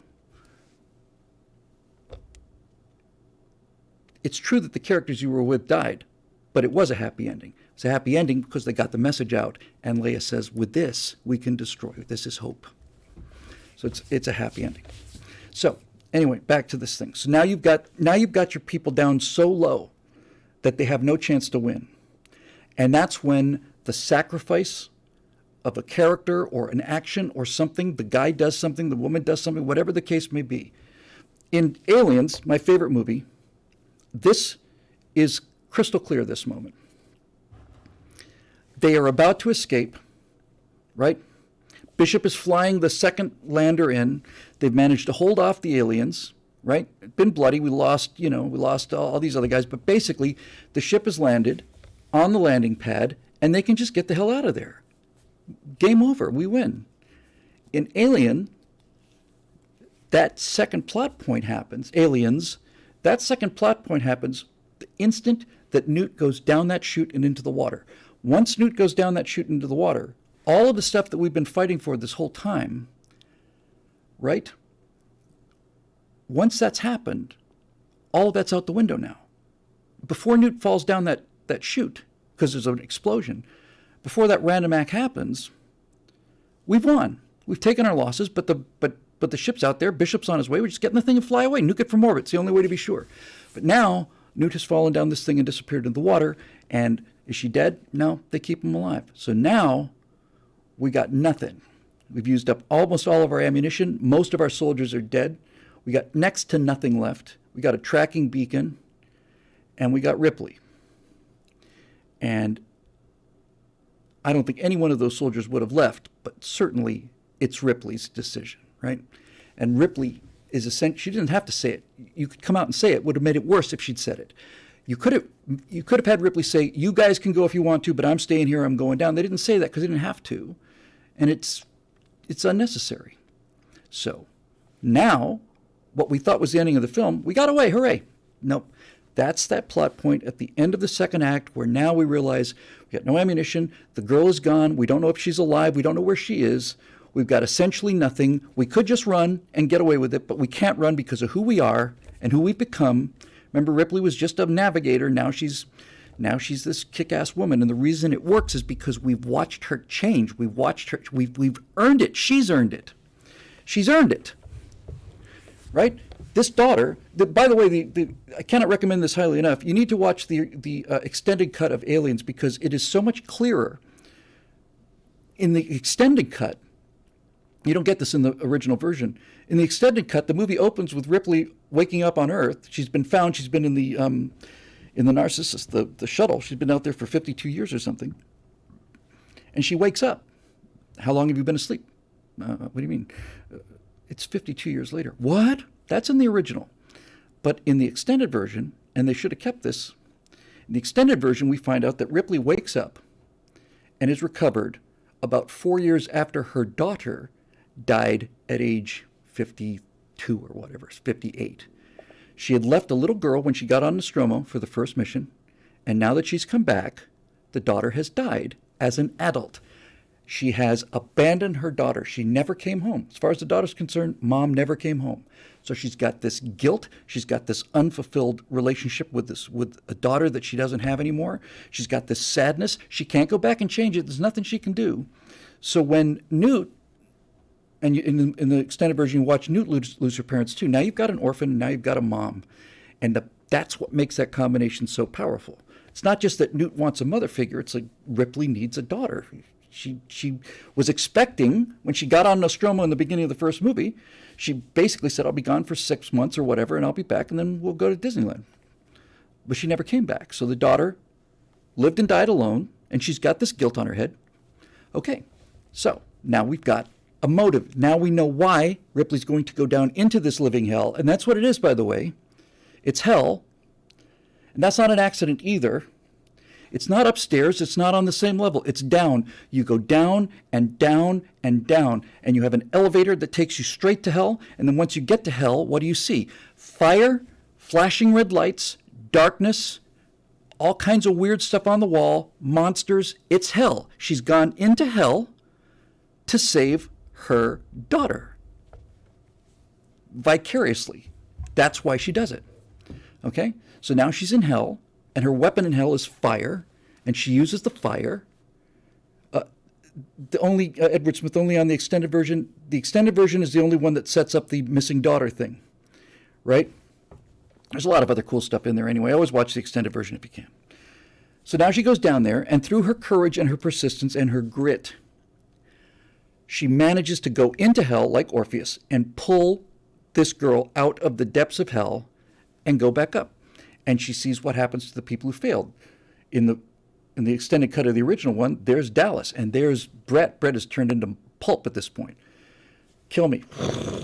Okay. So she comes back out. They get into the ship. Timing, the countdown clock. Alien and Aliens, both of them. Brilliant, brilliant, brilliant, brilliant use of tick, tick, tick, tick, tick, tick. They're pushing you. It's pushing you through the movie. Hurry, hurry, hurry, hurry, hurry, hurry. Come on. This thing's going to blow. We got 30 seconds. We got 60 seconds.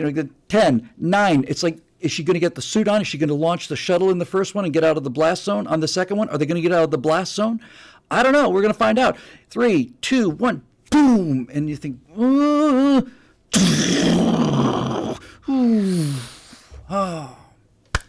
she's safe. She's safe. But she's not safe. She's safe in the first one. In the second one, this movie was made in 87, I want to say, Aliens. And this was when we started doing this, and I'm not entirely sure that this is entirely good, but this was began the age on blockbusters when trial and error showed us that the double ending could be very, very powerful, because we had been watching movies our entire lives where we knew that after the final confrontation with the villain, and you survive that, and the villain is dead, then you ride off into the sunset. And what that means is your guard is down. Been all adrenalized, oh my God, but we won, right? Yes, we blew her up, and then, and blew up the eggs, and then we're trying to get off, and she tries to grab the thing, and we get away. Hooray, we're free, it's over. So we relax. And the music relaxes, and the pace relaxes. Everything slows down. Are you all right, Hicks? I'm fine, I'm okay. What about you, Bishop? Oh, yeah, well, everything calms down. Everything comes down. Pacing comes down. The music softens out. The pace slows down. The pace of the cut slows way down, because it can't get any faster than what it was in that action sequence. Everybody okay, thank God, that was close. It was a really great movie. Great movie. And then, just as you're saying Bishop, we didn't know what to think of Bishop. We didn't like Bishop because he was a synthetic, and the first synthetic had nearly killed Ripley, so she didn't like him. But now we like him. He turned out he was a pretty swell guy, this Bishop. He's one of the few heroes remaining. Fantastic. All right, let's get out of here. And then out of his stomach comes the tail of the queen, rips him in half. And the second by the way, that's not just killing Bishop, even though it didn't kill him. That's not just a death, right? That is a horrific. You thought the movie's over? That movie's not over. Remember this guy who's the hero? He's in 2 pieces now. Okay? Now you've got this thing. You don't have a flamethrower. You don't have anything, right? You don't have anything. And this thing is going to come and kill your daughter. That's what the thing is here for. Ripley runs away because she's got a plan.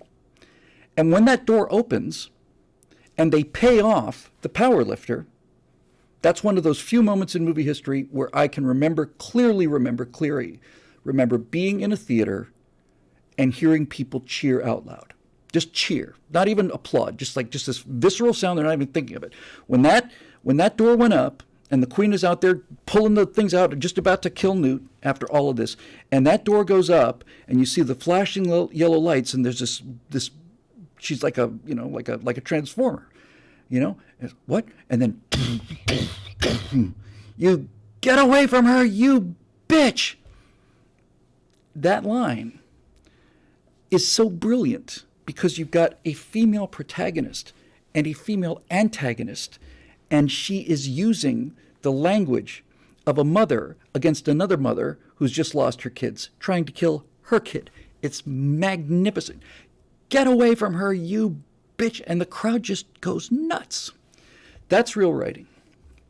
So now you have another whole battle, and then she finally loses, and they make it clear. She falls out, and she's gone. No way the queen's getting back on the ship. Movie's over, okay?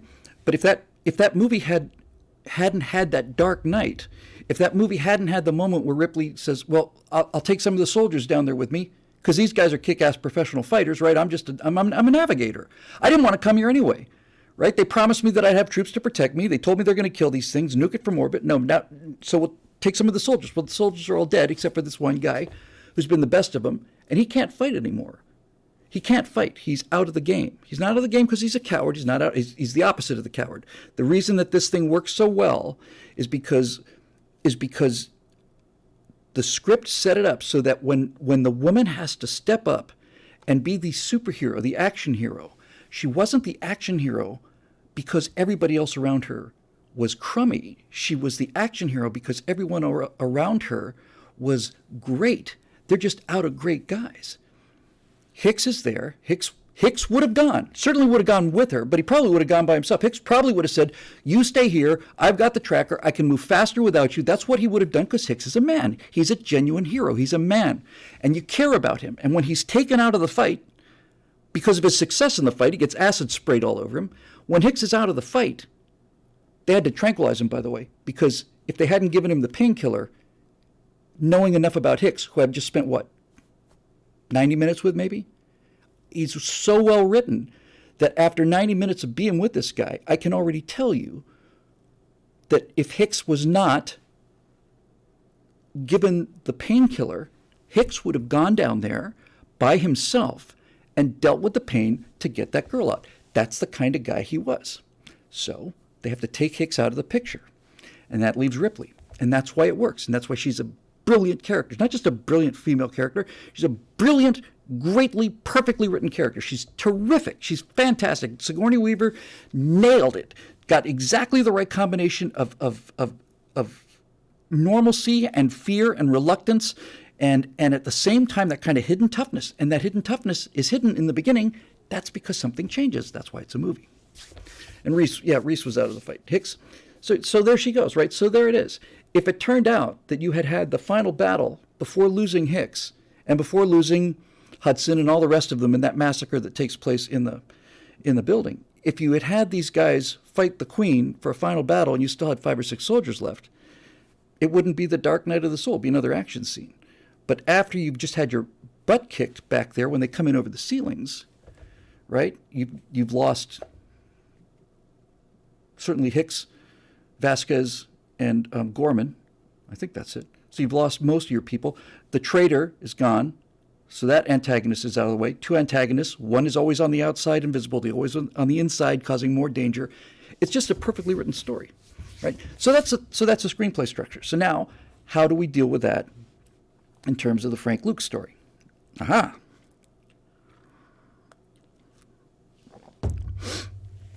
I'm going to give away what's going through my mind now. This is not a written script yet, but it will be soon. So here's the story of Frank Luke. Here's how I told the story in America's Forgotten Heroes. I told it chronologically, right? He starts out as a fullback for Arizona, brand new state, all-state fullback. Okay, he's a tough kid. They said that Frank Luke would hit defensive linemen so hard as a fullback that the defensive lineman would back off on the tackles. Usually it's the other way around. Usually it's the defensive lineman who's going to smack the hell out of the running back. But Luke is so aggressive that he's actually intimidating the defense. So that's all written down. I tell you all about that. Then Frank Luke gets into this battle at school, a high school scuffle, which I'll save because I'll tell you that in screenplay form. Then Frank Luke becomes a miner. He's in the copper mines of Arizona. He's working underground. He becomes a bare knuckles fighter because he's a tough guy. He has a fight down in the mine. Then he does something else before he joins the army, which I'll also save for the screenplay version. But I'm telling all this chronologically. And then he goes and joins the Army Air Corps with a friend. The friend who's been a friend of his for a long time doesn't make it. Luke does. He gets his assignment. He wants to be a pilot, so they send him to North Island Naval Air Station, San Diego, which I saw out the window of my car driving home 4 hours ago. And he learns to fly. He meets a girl down there, and they have a little bit of a relationship. He gets shipped to the front. He gets into a lot of trouble. He has a problem with authority. He's got nothing but grief. Nobody accepts him because of who he is and how he acts. I'll give you all of this again in the screenplay version. Then all of a sudden he goes up on these missions, starts to get these kills. He goes on this incredible streak. He becomes the most successful fighter pilot of the war in terms of number of kills over the number of days. And then, as an ultimate act of rebellion, he goes out on his final mission in a tragic fashion. And in the end of the movie, he ends up getting shot. And the whole reason that people heard about Frank Luke, Bald Weinrich says, this movie sounds busy and predictable and boring. Well, it's none of those things. I don't know if you're talking about the Frank Luke movie, but it's not. It's not busy, it's not predictable, and it's not boring. So, in short, he's a maverick. Yes, but he's much, much better character than that. And so he gets shot, and he lands his plane, and the entire reason I've heard of Frank Luke, when I heard about him as a kid, was that Frank Luke, once his plane was down, German troops were approaching him to take him prisoner, and instead of surrendering, he got out his .45 and just started firing at them. And the legend is he killed 6 or 7 of them, and then finally they shot him, and that's why Frank Luke is Frank Luke. Okay, so that's the story, and that's how the story is told. Now, how do I do that? If I open up with Frank Luke on the football field, which is the thing I opened up with on the story as a documentary, then I've got a problem. The problem is that this is a movie about a fighter pilot. And now we've got that situation of what's the hook? If I start the movie with him as a fullback playing football, I'll get some points across. But if I start the movie that way, I don't get to get him into an airplane until at least the middle of Act 2, right? If I start chronologically, I cannot unchronologically go in later. Either I have to do something with time at the beginning or I don't get to do it at all. And so my choice is, do I start with him on the football field, or do I grab something that's exciting and move it to the front as the hook? And then, not through flashbacks, because I think flashbacks are really tired and boring, but basically what I'm going to do is I'm going to start the movie with the end of the movie, but I'm not going to give the ending away. Now we start to get into where this stuff gets to be interesting and tricky as a writer. What I want the first frame of this film to be something that shows you what the movie is about. It's about a fighter pilot in World War I. I don't want to wait to page, and by the way, page a minute roughly. I don't want to wait to page 50. I don't want to wait till I'm an hour into the movie until I see him doing what he's supposed to be doing, right? I don't want to do that. It's just dumb. I got to get people into what they came to see the movie for. So I have to decide how much at the end of this movie do I want to take and move to the front without spoiling the ending. So, the historical facts are, Luke is circling this town. He's just gotten away from these balloons. He's just shot down a bunch of them. There's a reason for why he's flying this last mission. He's flying down this narrow valley. He's looking at his map. He says this town must be Merval. He strafes some Germans, right? All the anti-aircraft fires behind him now. He's got away with it. He's free. He did it. He did it again. And I'll get to why this is so important as I go through it. But the movie starts with him looking at the map, and behind him is flaming wreckage of a balloon. Maybe we hear the balloon blowing up over the titles, but we don't see it. All we see is looking back on Frank Luke, and there's this flaming ball of fire going down in the background. He's uninjured. Tracer rounds are coming past the plane. He's dodging tracer rounds. He turns around the corner. Now he's out of fire, right? He's safe. Where am I? That's got to be Merval. Checks the map. Says Merval on it. Oh, look, there's some Germans on the ground. Goes down, strafes those, comes around the other side, and historically, in the documentary, what you find out is he goes down one side of the valley, turns around, and starts heading back, and on the second side, there's a hill, and there's a little cove in that hill, little inset, so that you can't see it from this end. Turns out that there's a German machine gun position there, and they saw Luke coming in on the far side of the valley, but they didn't shoot at him because he was too far away. So here I am with the Germans, And he goes in. I'm not going to show the shot yet. I'm just going to show Luke in his plane. But he comes, and as he comes back out, he's right on top of us. That's when they open fire. So Luke does this. He's scot-free. Maybe he's got a little grin on his face. It's getting dark. He's flying along. All this, ground fire. He's laughing at it. All of a sudden, off to the right, right underneath him, big heavy power machine gun. There's this incredible sound, right? And there's only one sound like that, the sound of a bullet going through somebody. Like this. And he's like, like this. And his tunic's starting to get red. He's hit real bad. So he cuts the power to his plane and he lands. Now I have to decide, how far do I go without destroying the ending? And the thing that I came up with is, he glides to a landing. This is all historically accurate. Glides to a landing. He tries to get out of the right side, of the left side of the plane, the way he normally gets in. But whatever that bullet has done has eliminated that arm. So instead of going out the left side like this, he turns to the right.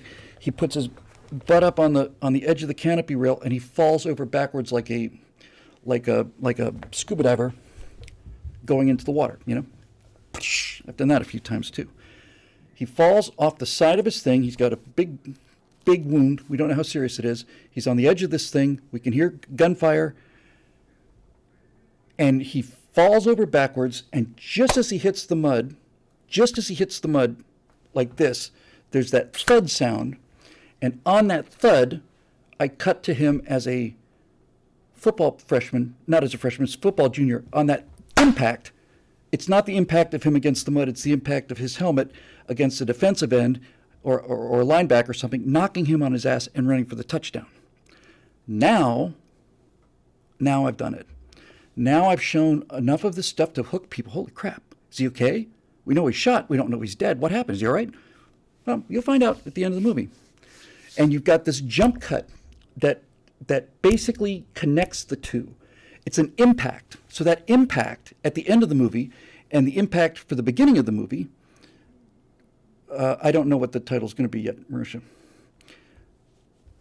stitches these two things together. Now, I'm still in Act 1. I'm only 4 or 5 minutes into the movie, tops.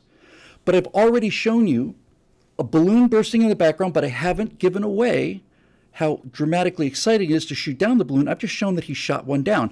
I've shown tracer fire coming at him, so we know it's dangerous, right? I've shown him it's getting dark. He doesn't know where he is. He's confused. He's confident. He's happy. He's beaten the odds, right? He strafed some people, got a little more action there. Next thing you know, thunk. Dazed, lands, thunk. And now, the end of the movie, which I moved to the front of the movie, is now back at the end of the movie 90 minutes from now. Boom. He's a fullback.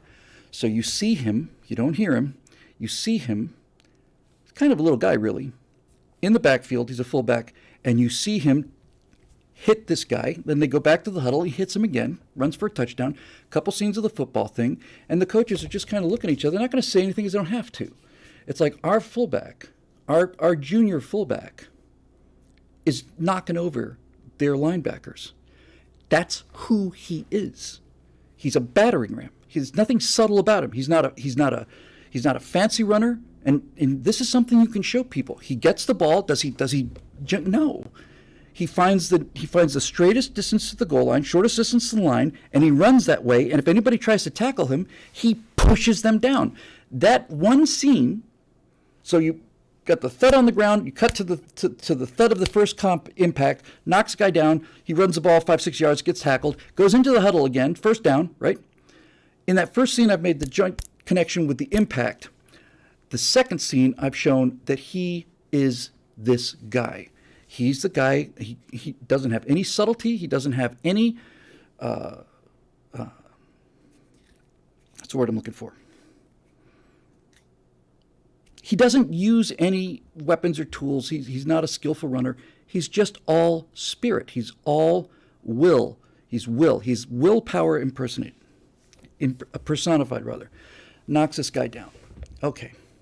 He's a junior. We find this out just through token dialogue, something along the lines of, this kid, this next year, when this guy gets to be a senior, we're gonna own the state. We won the. You show them that they won the national championship. Now I have to figure out a way to do that with finesse, but that's basically what happens, right? You show he's a straight-ahead guy, and you also need to set up the fact that he's a junior. This becomes important in the next scene. And you can basically say, if he's doing this as a junior, and it looks like we're going to win state, when Luke is a senior, it's going to be all over for us. The next scene is outside of his high school. All true story. In fact, my affectation for this entire series, every time you see a historical film, it'll say based on a true story or inspired by a true story. I want this thing to say what you're about to see is not based on a true story or inspired by a true story. It is a true story. To the limits of our researchers' ability, this is exactly what happened, exactly how it happened, something along those lines. Okay, so what's the next scene? Well, you're outside of the front of the high school. These were different days, and this is a nice thing to show. And you've got the front of the high school, there's the flagpole, and you've got a group of guys who are seniors, juniors, and sophomores. Guys. They're all standing around. They're all kind of in uniform, or they're wearing the same kind of outfits. They're teams, right? And somebody says, and go! Firing gun goes off. What happened at the school was each one of these guys is going to have this kind of like a cloth thing, almost like a good deal like a Christmas stocking, right? And one will be for the seniors, one for the juniors, one for the sophomores. And the second that this guy says go, this is not secret, this happened in broad daylight. Everybody's turned out there, there's a lot of people watching. Second he says go, this enormous brawl begins. And the brawl is over which class, the seniors, the juniors, or the sophomores, can put their sock on top of the flagpole. So not only do they have to climb up that flagpole and be boosted up the flagpole, but they also have to have guys who are defending against other guys pulling them down. This is not the kind of thing you see in schools today, right? These are men, right? And it's violent, and they're bloody noses and so on. And Luke is climbing up this thing, and you just see this guy's nothing but competition. He's just nothing but competition, right? Nothing but competition. And he's got the yellow one or whatever the color for this thing is, and he's going, he's climbing, he's going, he's climbing, he's going, he's climbing, and then turns out the seniors put their thing on the top, right? And Luke is all beat up from this, and he lost. And then you jump cut to the flagpole, but now it's nighttime. This all happened. Flagpole at nighttime, you don't see Luke, you just see this senior thing on top of the flagpole. You cut inside a house nearby, just a married couple lying in bed. It's probably 11 or 12 o'clock at night, and all of a sudden you're gunshots. Carefully aimed gunshots. What the hell is that? I don't know. Gunshots coming from the school. Call the police. You don't know what's going on. You just hear the gunshots. And they continue. Then the police car pulls up, and there's nobody at the flagpole, and they're looking around, and they see these shell casings on the ground. This is exactly how it happened, right? Shell casings on the ground. Like, what the hell's going on? And these guys look at the flagpole, and they see, as they look up the flagpole, they see bullet holes in the flagpole, and they see that this thing on the top has got some bullet holes in it. Somebody's been shooting at that thing, chipped a piece of the brass ball that was up there, or whatever the case may be, right? What the? So they look around with their flashlights, right? Somebody was shooting at the flagpole, okay. Looking around, nothing, they don't see anything, right? Then they go away, couple's back asleep, and a few moments pass, a beat or two passes, and now you hear it again, but this time it's not a handgun, now it's a shotgun.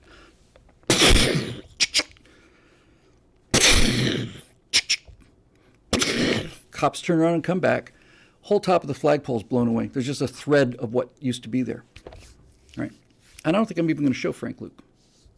I might show him putting his shotgun into his truck or something like that. That's what he actually did. When he lost the competition, he went out that night, tried to shoot this thing, the senior cap, off of that flagpole with a pistol. Couldn't do it, so he came back with a shotgun and blew it away with a shotgun.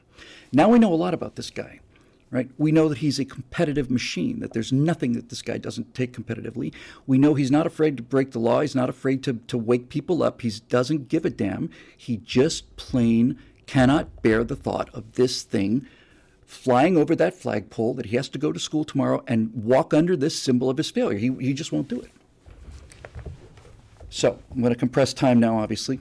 So Frank Luke gets a job in a mine, and he's mining in Arizona, which is not fun. That is exactly what happened. It's exactly what happened. And he's down there, and he's kind of a small guy. He's certainly wiry. And there's a big bully down there who's a prize fighter, bare knuckles prize fighter. I forget what his name is. I've got it written down. I haven't seen it for a couple of years. Okay? It's Gentleman Jim or Diamond Jim something or other, right? And this guy is down there, and he knocks Luke's tools, his drill bits, which are expensive, out of his hands. You got torches on the walls, right? You're underground. And you've got this giant guy, comes up to him, doesn't like him, knocks his delicate tools out of his hand, right? And Luke just turns on him and knocks him out like that. Boom. The foreman comes down. What the hell's going on here? You know, what's going on? Why are these tools on the ground? And he said, Luke, did you have anything to do with this? He said, no, well, sir, he started it and I finished it. That's a direct quote. So this guy decides he's going to get back at this kid. So then all of a sudden there's an announcement that there's going to be a rematch. And now you can show Luke at a mining camp outdoors with ropes in a boxing ring.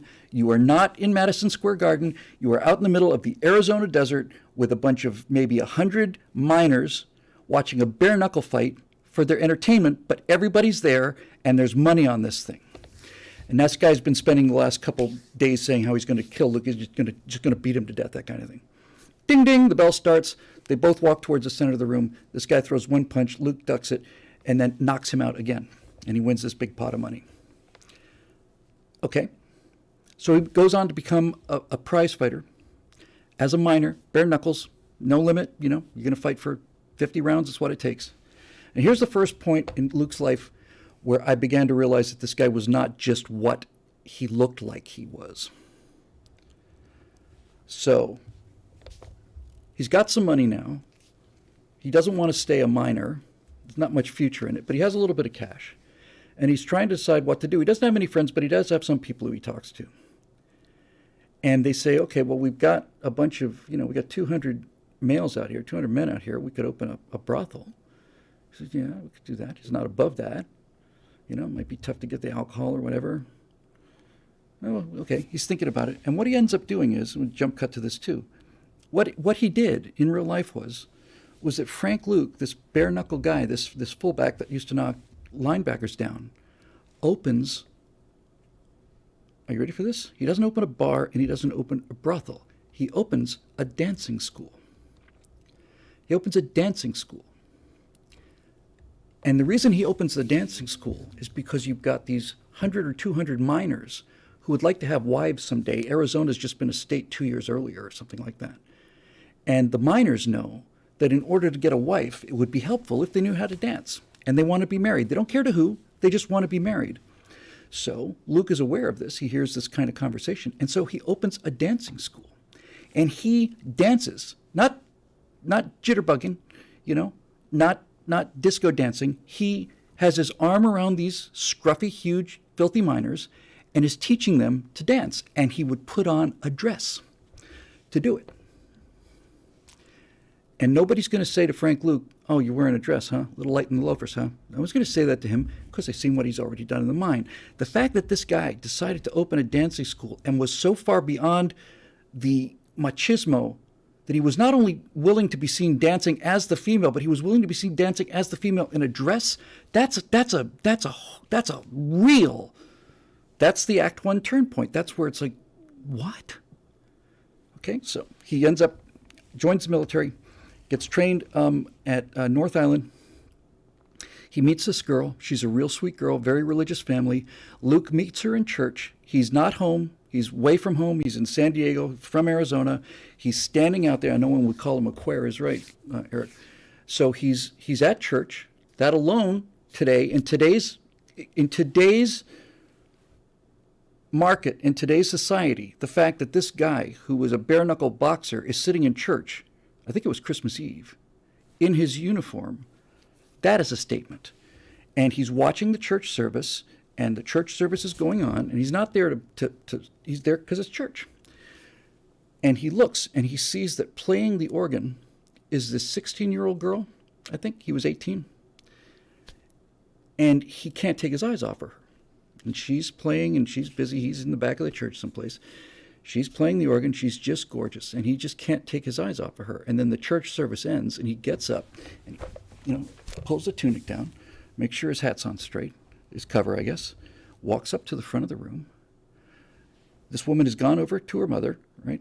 He knows that, walks up to her and says, takes off his hat and says, "Ma'am, I'm Lieutenant Frank Luke, and I was wondering if I might be able to take your daughter out for a date with you to come along with us as a chaperone, of course."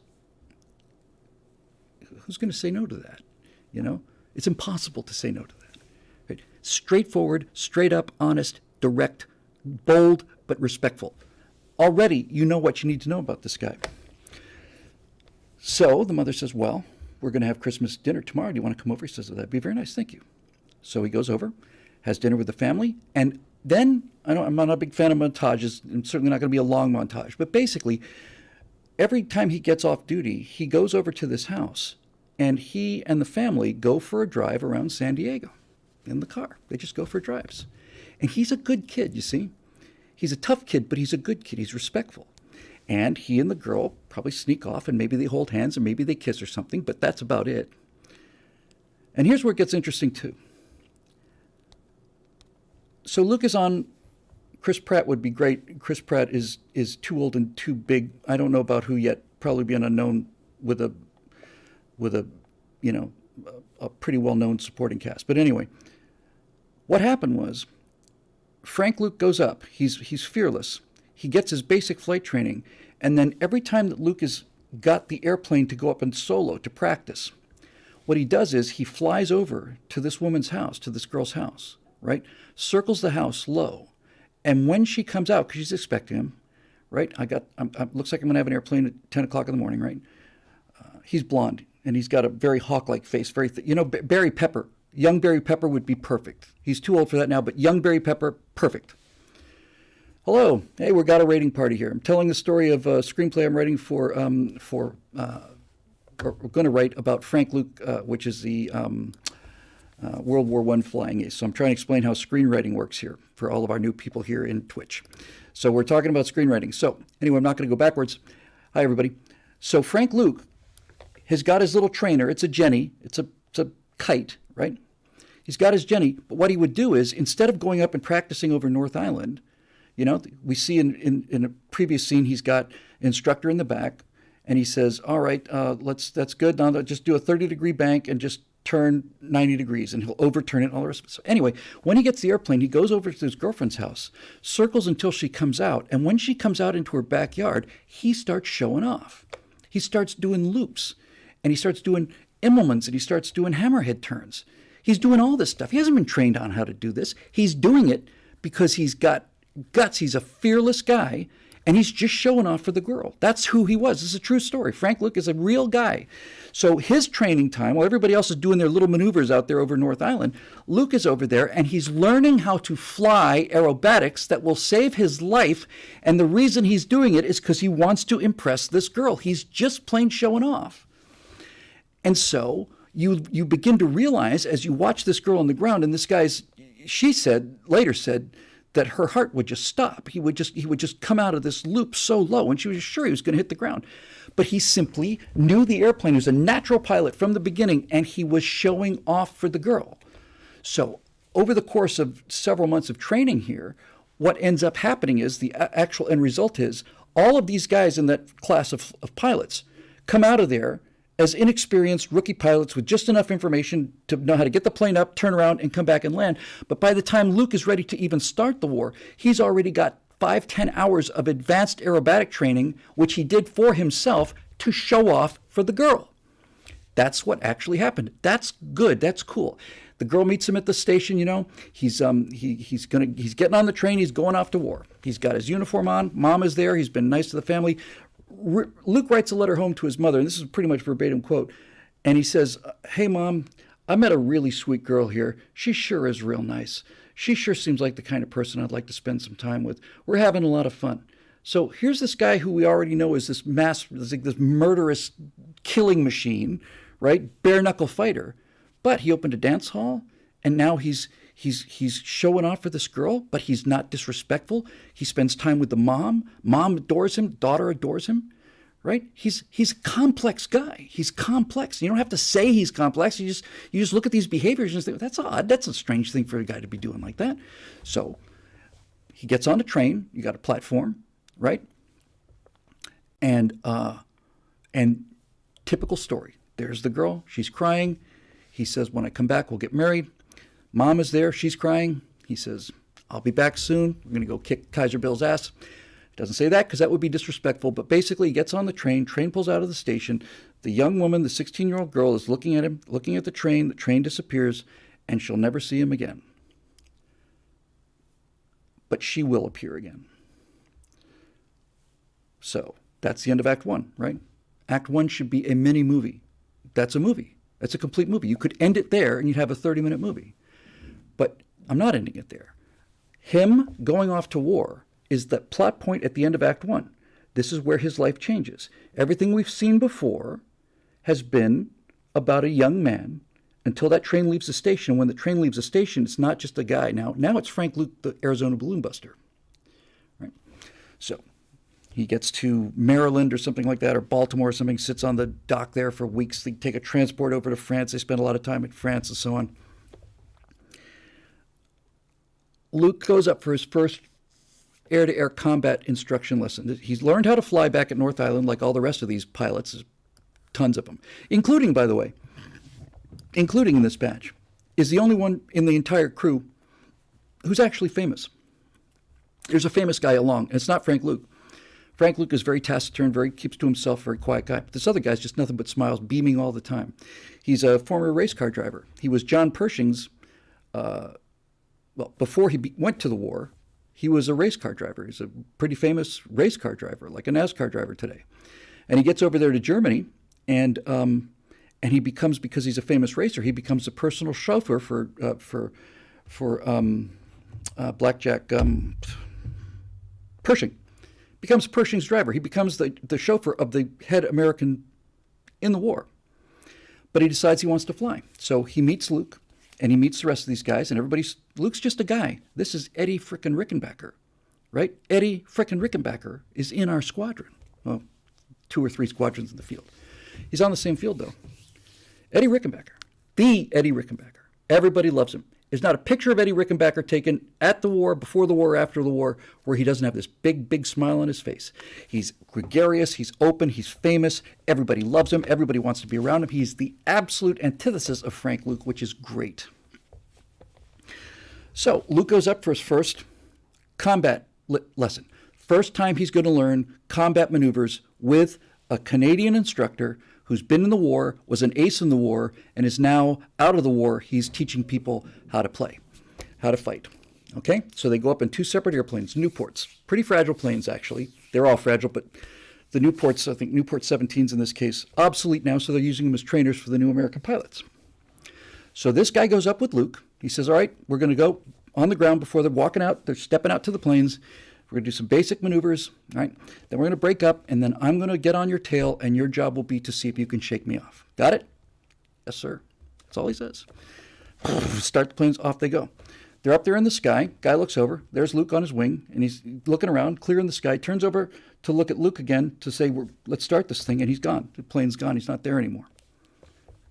So this guy starts looking around, and he can't find him. The instructor is looking. He can't find him. He has no idea where he is at all. And as he's looking behind him like this, trying to find Luke, he turns back and he sees that Luke has gone into a loop, reversed the turn, and Luke's plane is coming at him like this, right at him, from the front. And the instructor said that he missed my wing. I could look out and see it. He missed my wing by 1.5 inches. 1.5 inches. Flew right into his face. If the machine guns were working, he would have just hosed him right there. Instantly, right? Instantly. And this instructor who's fought the Germans in the air for years wants to go home right now. He's scared out of his wits, right? He's never had a call that close that anybody ever survived. This guy not only had the guts to get that close to him, he also had the skill to disappear and end up in this perfect firing position on him. Why? Because he'd been doing it in front of his girlfriend's house back in the States. So now, again, I'm going to expand the time compression because I can't be here all night with this, although I would like to be. So here's what happens to Luke in Act 2. That's the beginning of Act 2, basically, him arriving there. We find out from this that he's aggressive, irresponsible, has no sense of personal safety. He doesn't care. He's a genuinely fearless guy. And he is arrogant. So what happens when Luke gets finally posted? Rickenbacker goes to the 93rd Aero Squadron and Luke goes to the other one. I forget the name of it. So they're on the same field, but they're not in the same squadron. So Luke gets down there and he starts meeting all these other pilots. Most of these guys are new guys, but there are veterans there. And the first thing he says is he's going to get up there and he's going to shoot down more Germans than anyone's ever seen. That's who he is. He's the all-star fullback from Arizona on the state championship team. And he has a lot of confidence in himself. And he talks about how he is going to go out there and show these guys how it's done, which does not make him popular at all. And then a series of just mishaps and accidents and random events happen. What ended up happening to Luke in the war, early in his stay there, he was only there for 2-3 months before he was killed. So they would take off together in the morning, and Luke kept having engine problems. Off we go, 15 airplanes. And everybody's in formation. The flight leader has had some experience. He's got a bunch of chicks out there, these young fledgling pilots who just barely learned how to fly the airplane. He's just taking them on patrols over the front. He's not looking for trouble, just trying to expose them to here's what you look for there, all of that. And Luke's gone, and it keeps happening. He keeps saying he has engine trouble. Okay, well, the engines were a little unreliable, but after this happens again and again and again, people realize that, no, he's not got engine trouble. You don't have engine trouble that often, that much in a row. He's a coward. He's yellow. He's a braggart, and he's yellow. He develops fake engine trouble so he can fly off on his own, go back to base. Turns out that he didn't actually have engine trouble. Turns out that he did fake the engine trouble. And it turns out that he did leave the group, but he didn't go leave the group so that he could fly back to base. He left the group so that he could fly over the front and go find some Germans to shoot down. And he kept trying to do that. And as this thing starts to unfold, the more he talks about how big he is and how great he is, the more people hate him. They're convinced he's a coward. They're convinced that he just drops out of formation because he's afraid. And the more talking he does, the more they grow to hate him.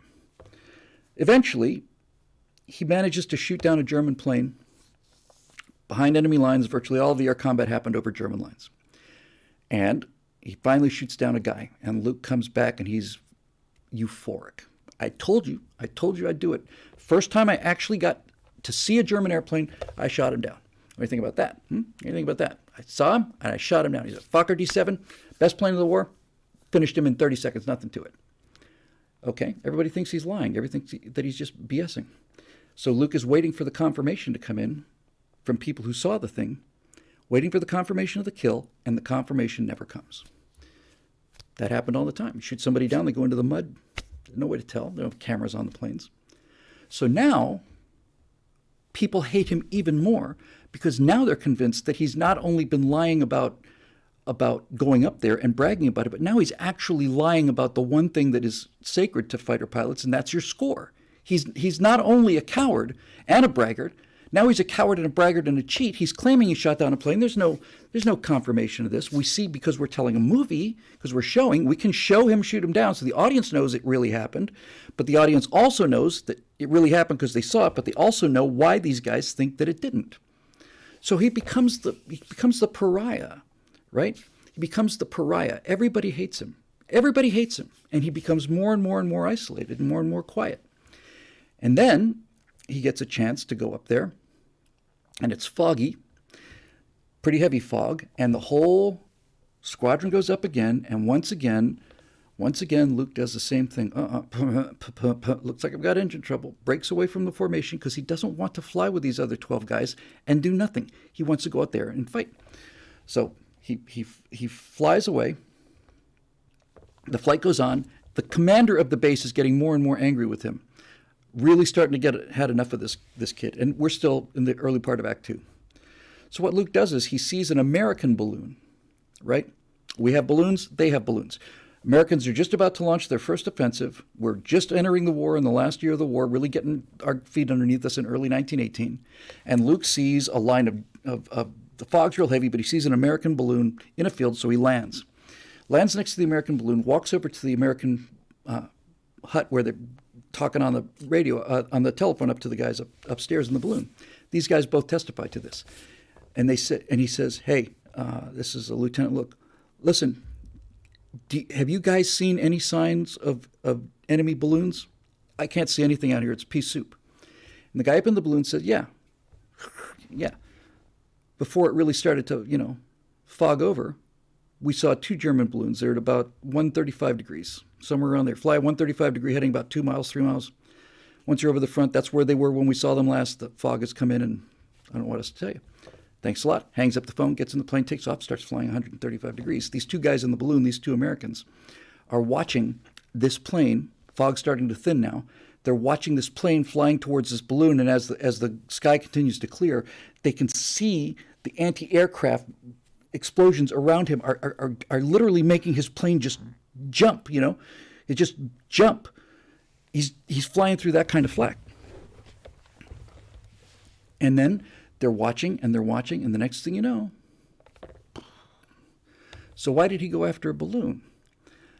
He became the balloon buster because he went after a balloon because there's no missing a flaming balloon, right? You can shoot down a plane and not have confirmation, but balloon is going to be seen for 50 miles in all directions. And Luke told these guys, last thing he says is, keep an eye on those balloons. So he goes out there and shoots down the balloon. And that is an achievement. The entire field, the American flight at that field, 2 or 3 squadrons had gotten 3 balloons in the course of previous 3 months. Luke goes out and gets one. Now the guy who's running the base is so angry with Luke that he basically transfers him into shuttle duty. They basically pull him out of the front line. And his job is to go to Paris and fly these brand new, fresh out of the factory airplanes that the Americans are trading their Newports for. And the plane he's flying, he's not fighting, he's been taken off of combat duty because of his rebelliousness. So Frank Luke has to get on either a motorcycle or a truck or a train or something, go 25 or 30 miles towards Paris, pick up a brand new SPAD 13 fighter, which is a bulldog of a fighter. Visibility's not great, turn rate's not great. By far the strongest airplane in the war, by far. It's just a barrel. It's just a tank. It's a flying tank, right? It's by far the strongest airplane. This is all not based on a true story. This is what actually happened. This is the truth. This is exactly the truth without embellishment. So now, Frank Luke is in a brand new fighter plane with 2 machine guns instead of 1. There are no bullets in it because he's a ferry pilot. He's just a ferry pilot. He gets into this brand new airplane, flies it to the field, lands it. Somebody else gets into that plane, goes up and fights the Germans. He has to get in a sidecar on a motorcycle, go back and bring another airplane over. He's an errand boy. He's an errand boy. But it's inconceivable to me. This I don't have source for, but when you know enough about the guy, it's inconceivable to me that Frank Luke is going to get into a brand new SPAD 13 and deliver that to the field, flying straight and level the whole time. That's just not going to happen. He's got his hands on the SPAD. He knows he has to have the plane there by 4 o'clock. And so he takes the plane up, and he does nothing but aerobatics in the SPAD, finding out what the limits of the SPAD is. How many G's can you pull on this thing? 2 or 3 would be a big number back in those days. He's testing the plane because he doesn't get to fight.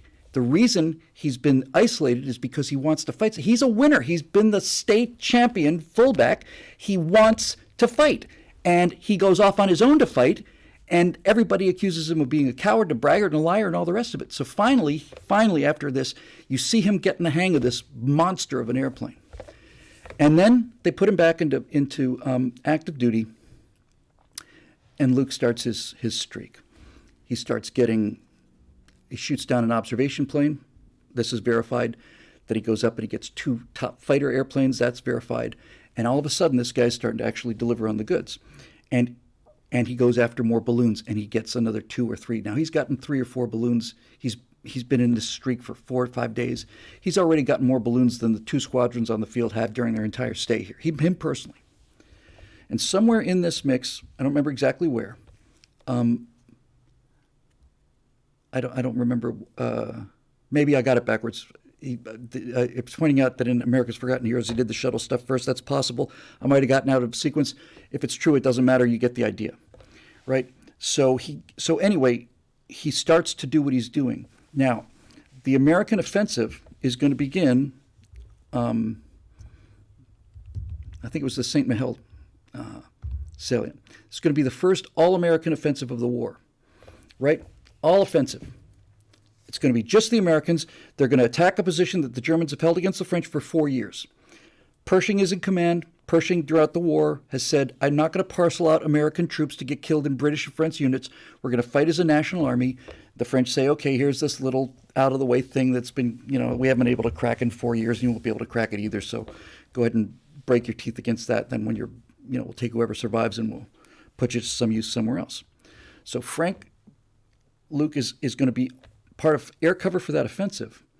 And Pershing sends his chief of aviation, a guy by the name of Billy Mitchell, who revolutionized warfare. Billy Mitchell's the father of modern air warfare. He'd be a good story all his own, but Billy Mitchell goes down to the field. He's there with the field commander who hates Luke, Rickenbacker, who's famous, is already America's top ace, and Luke.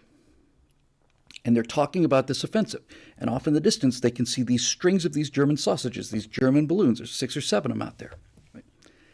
And Luke says, he's just standing there quietly, celebrity Rickenbacker, head of the Air Force, Billy Mitchell, and the base commander. And Luke says, he checks his watch, it's summer in Europe. He says, gentlemen, 6:15. He says, at 7:20, that first balloon is going to burst into a ball of flames, and 3 minutes after that, the second one's going to go down too. 7:20, 3 minutes later. Sure it is. So this arrogant braggart of a guy walks out to his plane, takes off, flies into the murk. They're continuing their conversation. They almost casually mention, oh, look, it's about 7:20 now. They look up. Holy cow. That's incredible. He got it right on time, The chance of him getting the second one is 0, because now all the defenses are active, and the chance of him getting on 3 minutes later, he shot him down in front of everybody, in front of the boss. So Luke comes back and lands, and he says, how many balloons have you got, Lieutenant? He said, those were my 6th and 7th, something like that. I forget the exact number. Mitchell says, can you keep doing that? He says, yes, sir, I can keep doing that. Billy Mitchell realizes now that the American offensive has a chance to succeed because the only thing that can stop the American offensive is German artillery. And if Luke can take out the eyes of the artillery, then they can do this job and make a name for themselves, which is all they care about. So Billy Mitchell goes back to Pershing and says, this might be interesting. Right around this point, Luke meets Werner, his only friend. The only reason he's a friend because there's 2 people in the squadron that the pilots will not talk to. One of them is Frank Luke, and the other one is this guy Werner. They won't talk to Werner because he's got a German last name. He was investigated after he joined the Air Force, the Army Air Corps. He's investigated as a spy. He's gone to risk his life, no parachute, in these kites, and most likely he's going to die in a flaming ball of fire. And they're still checking on him to see if he's really patriotic. They're doing an investigation. So he's not happy, and Luke's not happy, and everybody else in the squadron thinks both of these guys are, one's a weirdo loner, but admittedly is starting to show that he's doing something. The other guy's probably just some Kraut spy. So now you get to the heart of Act 2. Right? Now you get to the streak. Luke and Werner go up there. And this is not a montage. This is something we have to show in some detail here. And in the course of something like 8 or 9 days, Luke gets 11 kills, which is unheard of. Unheard of. Right? And most of them are balloons. And they've got it worked out. You see these guys. Everybody else is in the mess hall. Everybody else is out there at the bar talking or singing. Luke and Werner are in the corner. They're just sipping their beers. And they're just having a conversation. And they're working out the tactics. And Luke is saying, okay, so the SPAD can't turn, but it can dive, right? It's really, really strong airplane. It's heavy as hell. Can't climb to save its life, but it can dive. So you see these guys working it out. He says, all right, so when we do this, let's do this. Forget what Werner's first name was. Let's say it's Ernest. So here's what we'll do, Ernie. We'll go up. We got to get up early. We got to get real high, right? Because they're going to have fighter cover over the balloon. So here's what we'll do. We'll get 10,000 feet on top of the German air cover, right? We'll come out of the sun. They won't know where we are. And then we're going to dive on these guys, and we're going to dive on them real hard. And both of us are going to open fire on the air cover, right? We'll take whatever we can in our first pass, but we're not going to stop. We're going to go through them like crap through a goose, and I am going to keep going, and I'm going to go faster and faster straight down. But when we make our first pass and we take out whatever we can, and then Werner starts ad-libbing, yeah, I'll pull into a climbing right turn. They'll follow me. I'll get on their tail. I'll keep them busy. You get on flame the balloons. Okay, nothing to it. So that's what they start doing. And it works. And not only is Luke getting balloons and observation planes, but Werner is starting to rack up a pretty significant number of kills too. He gets 6 or 7 air-to-air victories. He's by himself. He's against German aces who've been fighting for 3 or 4 years. These 2 Americans are brand new. And they're using the plane the only way they can use the plane. They can't outturn them. They can't outclimb them. But they can outdive them. And this SPAD, you cannot break the SPAD. So, string after string, success after success. And an attack on a balloon is the most visually dramatic thing in World War I air combat. Plenty of people have seen everybody's seen that, right? What they haven't seen is they haven't seen these planes start a dive. It's almost like the attack on Midway. They haven't seen the sky just black with flak, and then these just hundreds of machine gun emplacements just coming up, and they're cranking the balloon down. Get this fighter cover diving on him, and the focus, right? That tunnel vision that he's got. He's being attacked from all sides. He's getting shot at from everywhere. He's looking out over the wings. This happened every time he was up there. He's looking out over the wings, and he just sees these holes just appearing. And think of splinters, you know. He's just taking rounds and flak. He didn't care. He just keeps going. His gun jams, they used to jam all the time. He's knocking this thing with a rubber mallet, trying to get this thing unjammed, gets the other one unjammed. He's got one gun that's incendiary to light up balloons, but incendiaries are considered a war crime if used against other pilots. So if he gets shot down and survives, he'll probably be shot on the spot for using incendiary bullets. So this whole thing is going on, and it looks like now we're at the top of Act 2 dramatically. Now we're at the point where, man, we are kicking ass here. Look at this, man. This guy's famous. He becomes the leading scorer. He and Rickenbacker now are at the point where if Rickenbacker gets a kill or two, he's on top. If Luke gets a kill or two, he's on top. That neck and neck. Rickenbacker, who I'd always thought had nothing but contempt for Luke, actually likes Luke very much, respects him enormously, and is covering for him. By the way, when I mentioned that flight when he burned up the 2 balloons and he comes back and lands, and Billy Mitchell walks up to the airplane, and he looks at the airplane, and it's just nothing but splinters. I mean, it's a cheese grater. They're just enormous holes in the wings, and some of the load-bearing spars and the longerons are just shot out. And he says, how can you took this kind of damage? You always take this kind of damage? He said, yes, sir, more or less. Yeah. Okay. So that's most of Act 2. Now we get to the plot point at the end of Act 2, which is the Dark Night of the Soul, which is the mission. It's not his last mission, but it's the mission. He goes up with Werner. He gets a kill or 2 or 3. He's making a pass on the balloons. He sees Werner turning into a flight of Germans that are coming to attack Luke.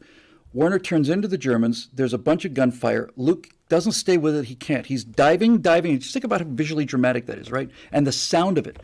This SPAD is going so fast for a fabric and wooden airplane. The wings are vibrating. It's just any other plane tears itself to pieces. And Luke is pushing it right to the edge, you know. He needs to get through that fire fast. He needs speed. So it's tremendous. And then you get high G pull, turn, loop out. It's visually, it's astonishing. So Luke is up there, and he sees this stuff, you know, and he makes this dive, and they get jumped and so on. He sees Werner turning, he sees gunfire, blah, blah, blah. He goes, dives on the balloon, takes one balloon. I think he gets a second one. Comes out, and starts to head back to the fight to save Werner, and there's nobody there. There's no Germans there. There's no Werner there. It's empty. Well, that's not good. So he's taken a hole through his bullet tank.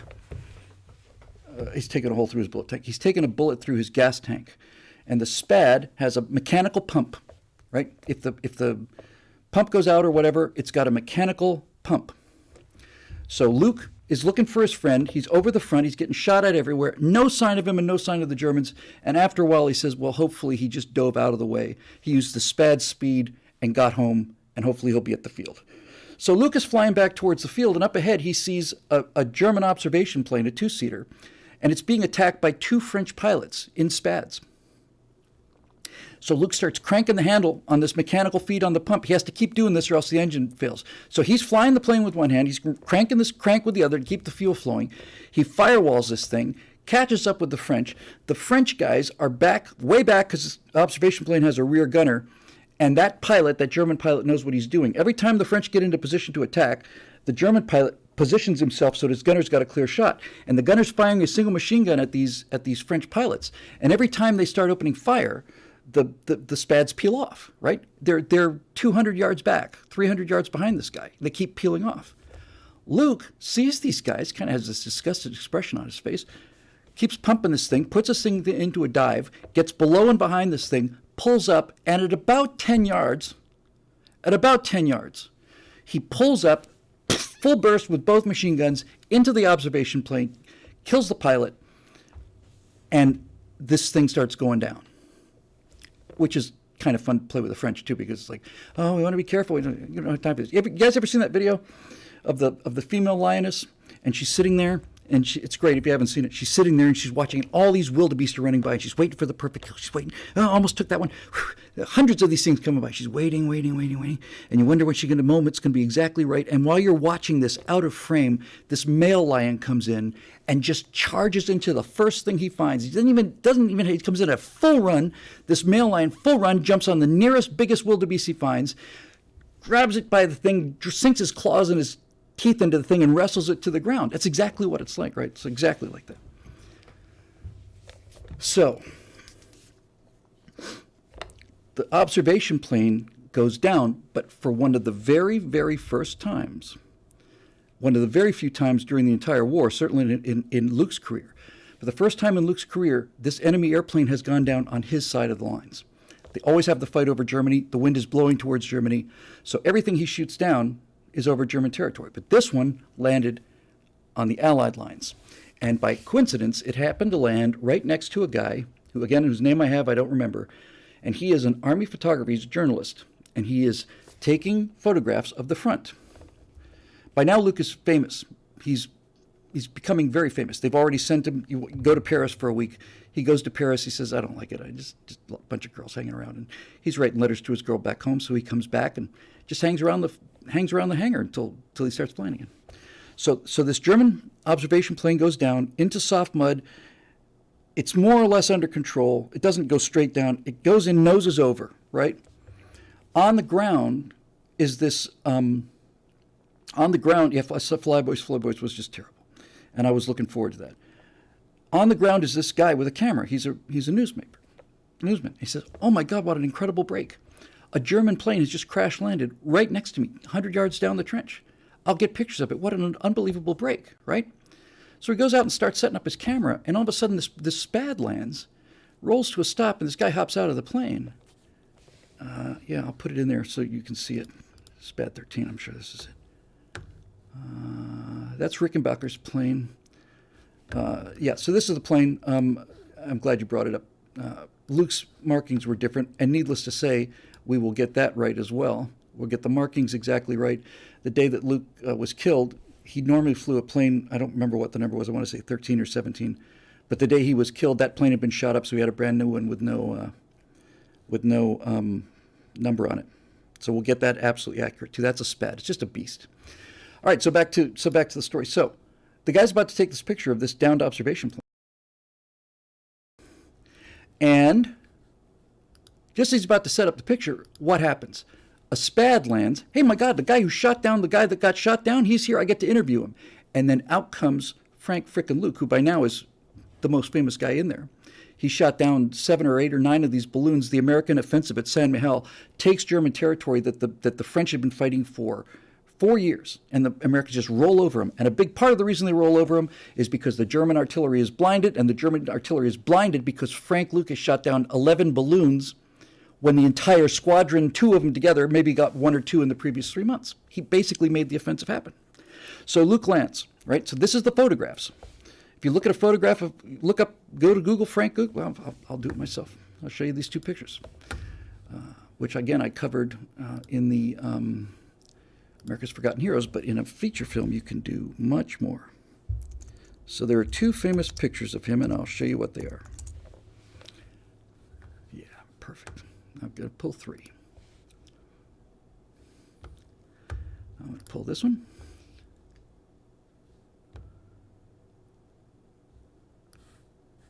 Come on. All right, you want to play that way? Sorry, Google's giving me some trouble. Give me a second, it'll be worth the while. And this is so useful for me. Talking about this stuff really, really, really helps me. Because once I start telling the story, the more I tell the story, the more detail it gets. The more detail it gets, the easier it is to write. Hang on, I got one of the 2 I need. Here's the second one I need. And where's the third one? Yep. Okay, and then I'll just find the third one and we'll be in business. So just bear with me 1 second here.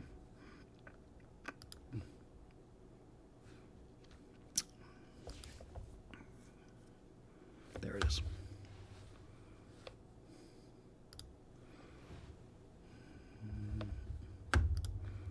Yep. All right. All right, got him. All right, so great. All right, here we go. First of all, back to where we were. He shot down this German observation plane. It's nosed over into the mud. There's a photographer there. Luke lands to go over, and for the first time in his career, he gets to see the result of his handiwork. And let's not forget that he's been watching this German pilot and observer do an amazing job of staying alive, right? Real skill on the part of the pilot, the German pilot, and the German gunner. So he respects this guy a lot more than he respected the French aces who were, afraid to go in and get him, right? So just for the sake of the fun of it, here is what Frank Luke looked like when he first arrived in France, right after he got out of flight school.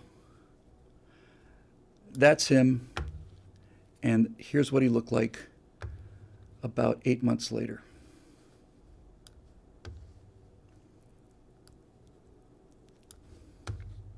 So that's after 3-4 months of nonstop combat on the front. That's what he looked like when he got there. And he looks like his father. All right, so let's start with this picture. So this is a picture of Frank Luke, and he's very severe looking, and he looks like a killer, and he's got this scowl on his face. I might be able to find a version of it. I don't need to find a version. You'll get the idea. So look at this picture. This is the picture that was taken that first day by the photographer. Let me get rid of that one. Okay. Photographer took this picture right after Luke had landed, after he shot the plane down. That picture. I should find the larger version of that. Hang on a second. Because it matters. Here it is. This is what I want. Hang on. Stop it, you. Here, come here. Give me a second. It'll be worth a while.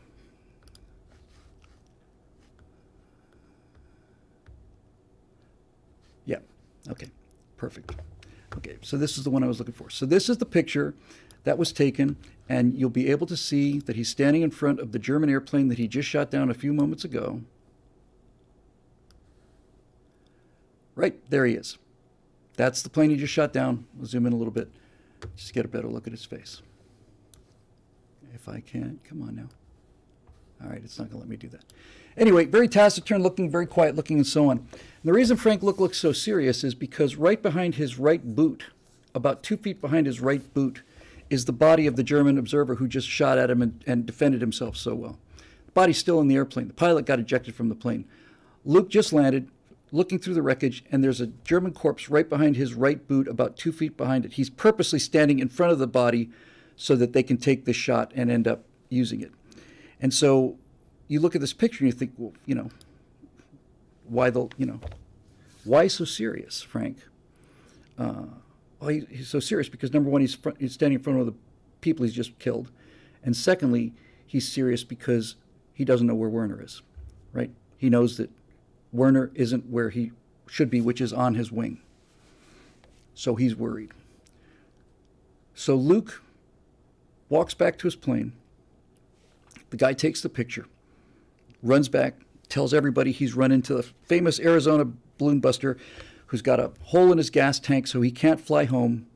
And if it turns out that other reporters can get there in time, that's Frank Luke. Here he is on the ground, and whoever gets there, gets there. So this guy sends this call out. By now, Luke is the most famous guy in the war.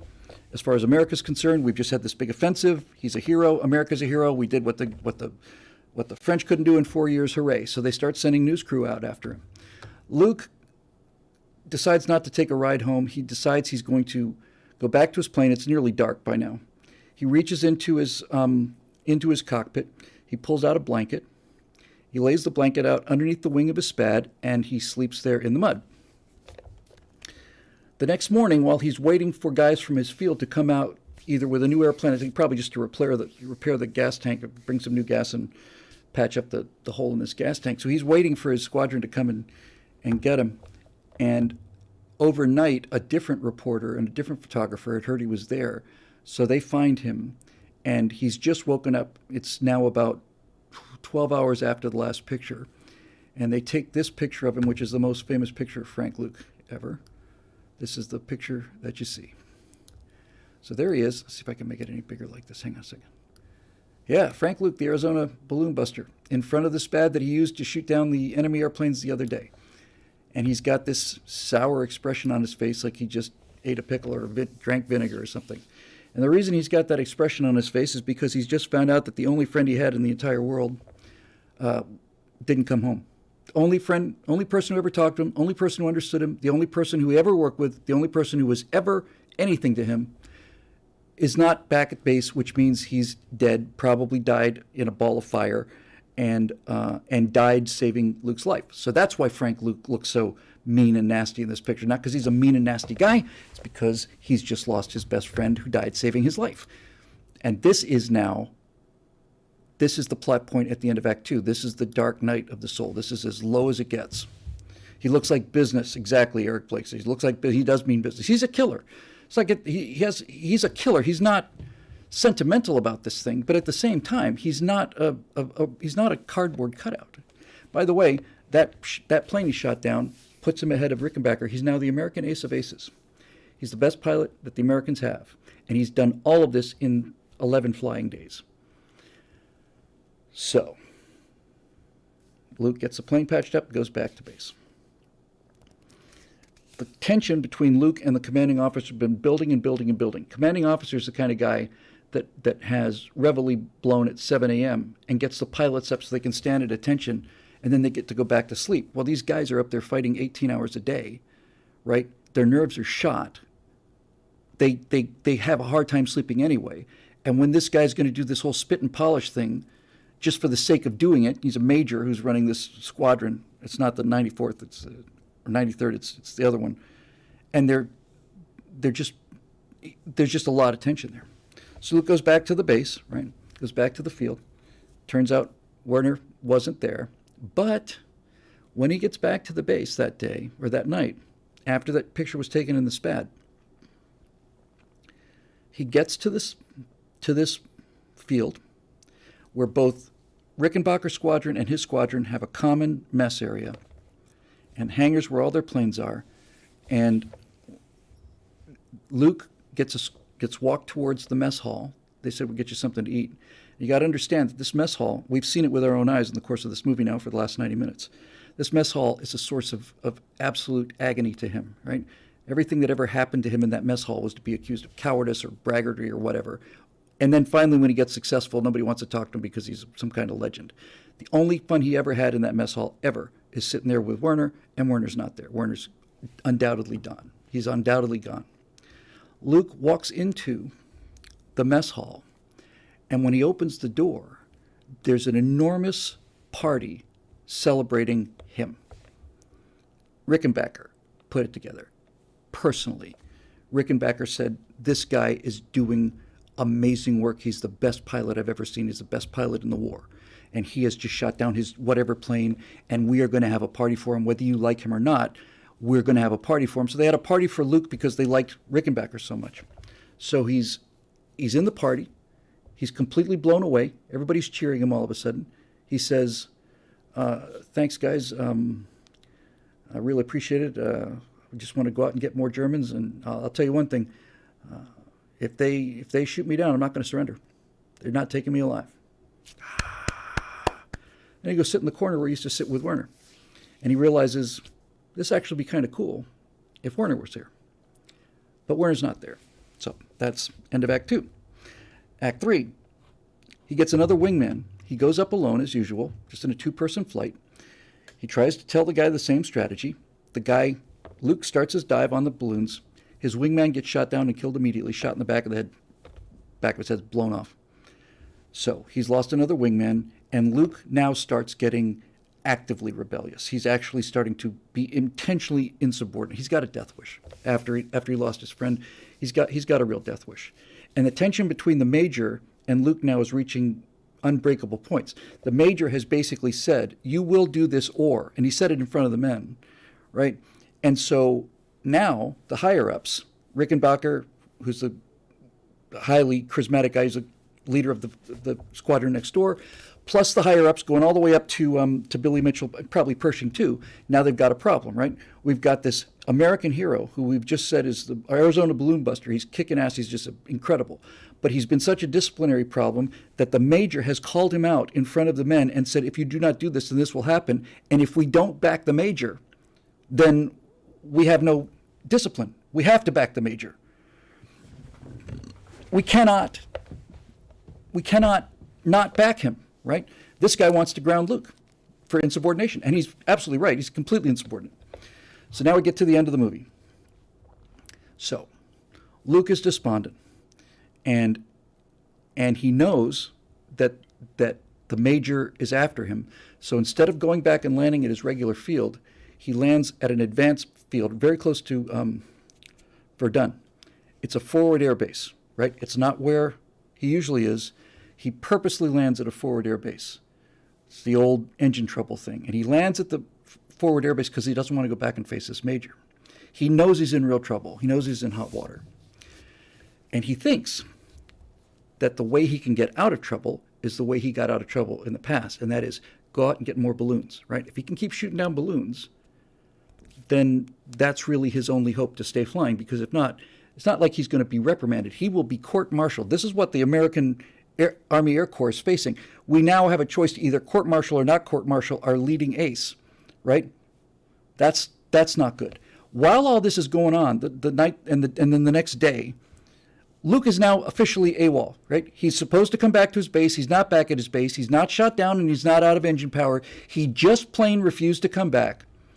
He's away without official leave. The Major's setting up court-martial proceedings. All this stuff's going on, and these guys are saying, what are we going to do? And Rickenbacker says, look, why don't we do this? Okay, he doesn't like you. You don't like him. He doesn't like you because he considers you an authoritarian, right? But he likes me.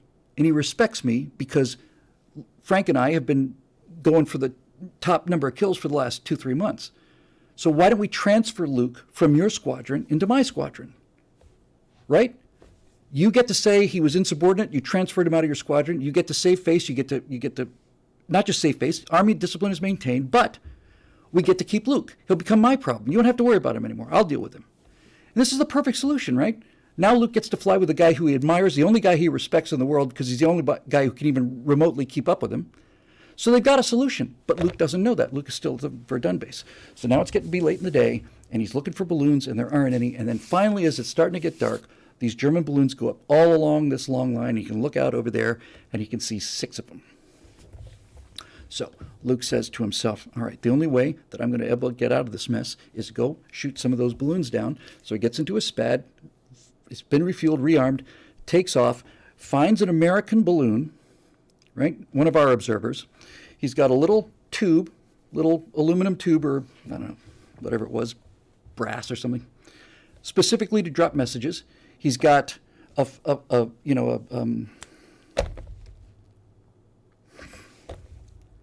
streamer. He's got a streamer on it so that they can see it and slows it down a little bit. So Luke opens up his little notebook and he writes, watch something very close to the effect of, watch the German balloons, Lieutenant Luke. Rolls it up, screws the cap on, flies over the American balloon position, drops it off, down it goes. They find it, and they say, and all they can see is it's the SPAD going off towards the front alone, right? Alone. So now we're at the end of the movie. We've had the dark night of the soul. We know the stakes are high. We know that he's in real trouble. He has to get some balloons if he's going to survive. And if he survives, then his problems are over. He gets away from this guy he hates. He gets to fly with Rickenbacker. Happy ending, right? As good as it gets. So Luke goes after this first balloon, and he makes a pass on it, but he doesn't flame it, and they roll it down. And that doesn't count because Luke is counting on the brass, the American brass, watching as it's getting dark, watching for the fireballs. If he can come back with 2 or 3 fireballs, he thinks he can probably get away with it, right? So he's taking risks he wouldn't take before, and he was taking all kind of risks before. So he goes after this first balloon, he doesn't get it. Goes after the second one, and he flames that. So there's one. He goes after the third one. By now they're aware that somebody's coming down the line, so they're bringing these balloons back. And he goes over a fourth one and a fifth one. They're already on the ground. He can't do anything about it. Off to his left, he sees 2 balloons still up and a bunch of anti-aircraft fire because somebody else, another American pilot, is going after those balloons. So Luke says, all right, here's what I'm going to do. There's anti-aircraft fire all over the place, but there's a small ridge. And if I get down on the deck and fly behind that ridge and come out from the side, they've seen me flame these things, so they know that there's an American pilot over here. But I'm not going to come at them from where I am. I'm going to get down, come out from behind the ridge, and I'll come at them 90 degrees different from where they're expecting me. By the time they know I'm there, I'm going to blow them up, and off we go. That's exactly what he does.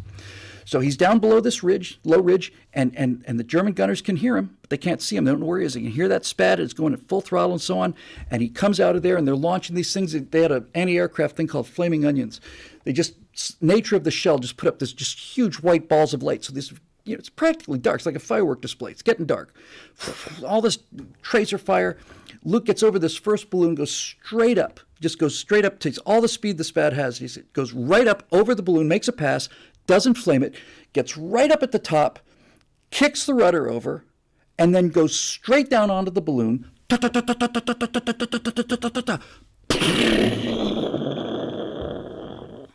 think the American pilot got the other one. The details are a little sketchy after 2-3 years. But that's what happened. This incredible maneuver, and then 2 of them, another 2 balloons. Everybody back home is watching. He pulls out of this dive. He doesn't flame it. He shot it down. I'm pretty sure he flamed it. In any event, he shot it down, right? So he pulls out of this dive. He's good. He runs out from underneath this anti-aircraft fire, right? Everybody's shooting at him. He's dodging and jinking. All these flaming onions coming past him. And now we're exactly at the point where we were at the beginning of the movie. Now we are at the exact shot. We're looking at him, behind him, wreckage of a flaming balloon going down, tracers fire coming out of him. So now the audience knows what happens in the next 3 minutes, but they don't know what happens after that. So we've seen this before. It's the exact same footage. He's flying away from this thing, gets down on the deck, turns around a corner. He's out of fire. He's safe. He's looking at his map. It's getting dark. This must be Mervaux. Okay, so he sees Mervaux. He comes in on the far side of the thing. He goes down, and he sees these German troops on the ground. So he just strafes them, kills 10 guys on the ground, something like that. Goes out towards the end of the valley, and on the end of the valley, there are these 2 big anti-aircraft positions, these flaming onion things. So all of a sudden, this anti-aircraft fire comes up at the end of the valley. He says, this sounds like a good idea. Hauls the SPAD into a 90-degree bank and decides to fly out the way he came in on the other side of the valley. Well, as he's coming in, there's this German machine gun, just a machine gun, but it's in an alcove. It's not visible. They see him coming in, but they decide he's too far away to be a likely shot, so they're going to hold their fire, conceal their position, and hope they get lucky. And sure enough, Luke disappears. Here's the side of the mountain. Here's the guys with the machine gun. And they hear this getting louder and louder and louder and louder and louder and louder and louder. And then Luke's SPAD comes across the front of him, 100 yards away, 200 yards away. They're waiting for him. He comes roaring past this thing. He's looking at his map. He's doing something. Boom! He gets this. He just gets practically knocked out of his chair, right?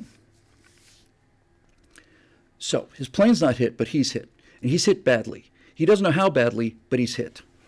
So he's kind of almost like graying out.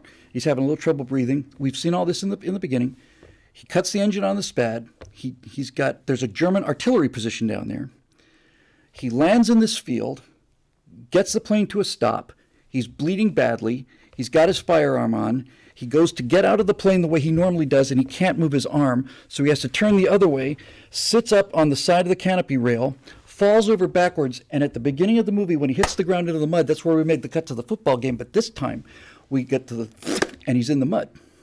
And he's just lying there looking at the sky, and he can't breathe. He can't breathe because there's so much blood in his lungs that every time he takes a breath, it fills up more, and that means every breath is causing him more and more pain and more difficult.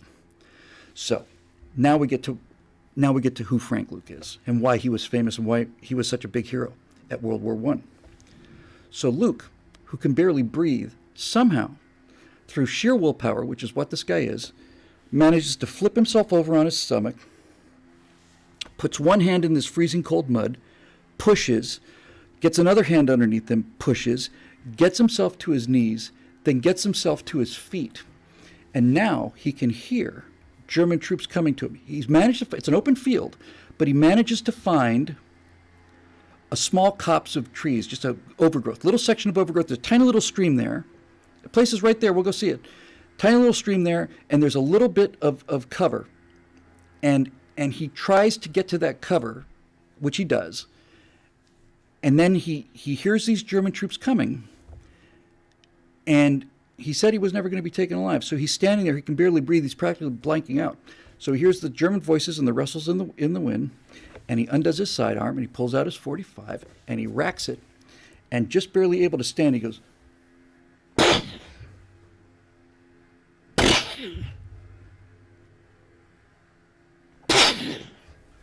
Now you cut to the German troops. They hear this fire coming out of there. They take it easy. What the fuck? What's going on? Right? And now they're being a lot more careful. This guy's obviously fighting, so they got their rifles ready. And they come around, and they finally get through the bushes, get to the end of the clearing. And lying on his back, eyes open, staring at the sky, with a smoking .45 in his right hand, is Frank Luke lying there dead. Right? Lying there dead. Just looking at the sky. You see the reflection of the sky in his eyes. He's gone. That's really the end of the movie. We have 3 pages to clean up after that plot point at the end of Act 3. So the Germans refused to bury him. In fact, they put him on a cart, and they're practically ready to tear him to pieces because of all the damage he'd done. Eventually, he gets buried there. They put up a little story there. And then we get into the end of the movie. We see Frank Luke's mom, and she gets a letter. And she opens this letter. And the letter says, "Dear Mrs. Luke, I know by now you've already gotten the news about your son, but I wanted to tell you that the entire squadron thought the world of him. Everybody thought he was the greatest pilot we ever saw. He was a credit to you, he's a credit to this country, and he's a credit to the entire idea of aviation. I've never met a finer man in my life," signed the major who wanted to court-martial him. Then we see the girlfriend from the first act cutting and pasting articles from him in the newspaper. And then we do some little cinematic magic, and we see that 35 or 40 or 50 years later, she's married now. Now she's an old lady, like at the end of Titanic. And some article comes out, it's like 1978 or something. It's like 40th anniversary of Frank Luke's, heroic last stand, a little tiny little section. And she cuts that out and puts it into this, what do you call it? Picture book. Scrapbook. Pastes it in, puts it back. She gets married. He was the love of her life. She never forgot him. Anything that was ever written about him, ever, she cut and pasted and put in this book. And that's the second to last scene in the movie. Well, second to last scene in the movie. After that, we cut to all of the guys there, and they're talking about Luke. And Eddie Rickenbacker, who becomes the #1 ace, American ace of World War I, is basically saying, talking to some of the other pilots and saying, Frank Luke, and reporters too. Rickenbacker comes out of this really, really well. I'm so pleased with that. Rickenbacker says, as far as I'm concerned, he was not only the best pilot I ever saw, I think he was the best fighter pilot of the war. What he did in the amount of time he did has been completely unmatched at any point in the war. Richthofen couldn't match it. None of the aces could match it. The number of planes he shot down and balloons in the short time that he did it is so far beyond anything else in the war that there's no question he's the best pilot of the war. And then he goes on to say, and by the way, or somebody goes on to say, by the way, I flew against Rickenbacker, and if Rickenbacker and Luke had been in the sky with just two of them in their best airplanes, Frank Luke would have made short work out of him, out of the Red Baron, right? So that's the second to last movie. Last thing. Here's the last thing. Some reporter's going somewhere. It's still back in 1918, 1919. And he's talking around, and he talks to a mechanic. Luke used to hang out with the mechanics, the only people he could talk to. He wouldn't hang out with the pilots, talk to the mechanics. And this one guy says to the reporter, he says, so did you know him? Did you see him? I said, I didn't know him real well. I mean, he was around. I saw him. I talked to him a little bit. He was a kind of quiet guy. I never really talked to him. I did see one thing once, so. And the guy says, yeah, what was that? This is all true, 100% true. The guy says, well, one day when I got here, we were out on leave. We had the day to ourselves, and I was walking down this French boulevard, and now all of a sudden you're not listening to him talk. Now you see the French boulevard, narrow country road, trees all the way down, and the guy's talking over it, and he says, and Frank Luke was coming towards me on a motorcycle. He says, yeah. He said, and as he's driving towards me, he didn't even see me. Just for the fun of it, he didn't even know I was there. As he's driving towards us, he's moving super fast, going real fast on this motorcycle. And he takes both hands off the handlebars, because the motorcycle will balance itself out like that. And you see this now. You see it in slow motion. Takes both his hands off the handlebars. He said, took his hands off the handlebars, reached down, and pulled out two .45 automatics.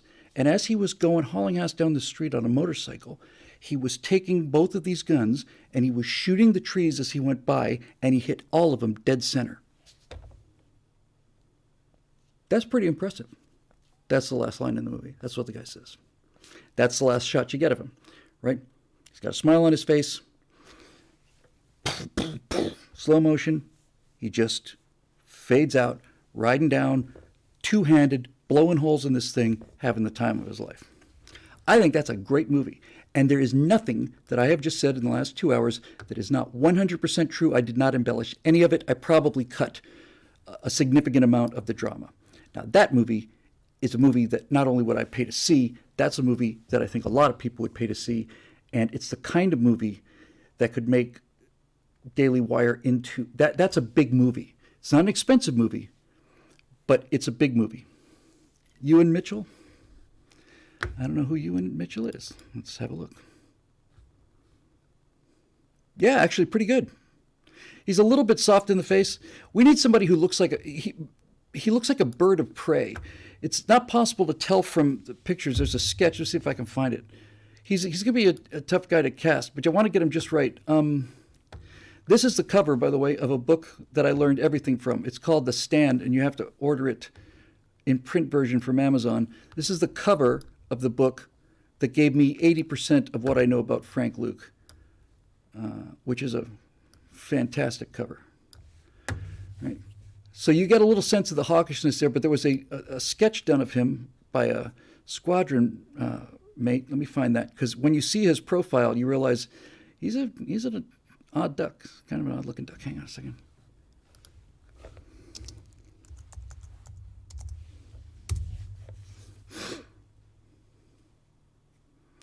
That's a profile.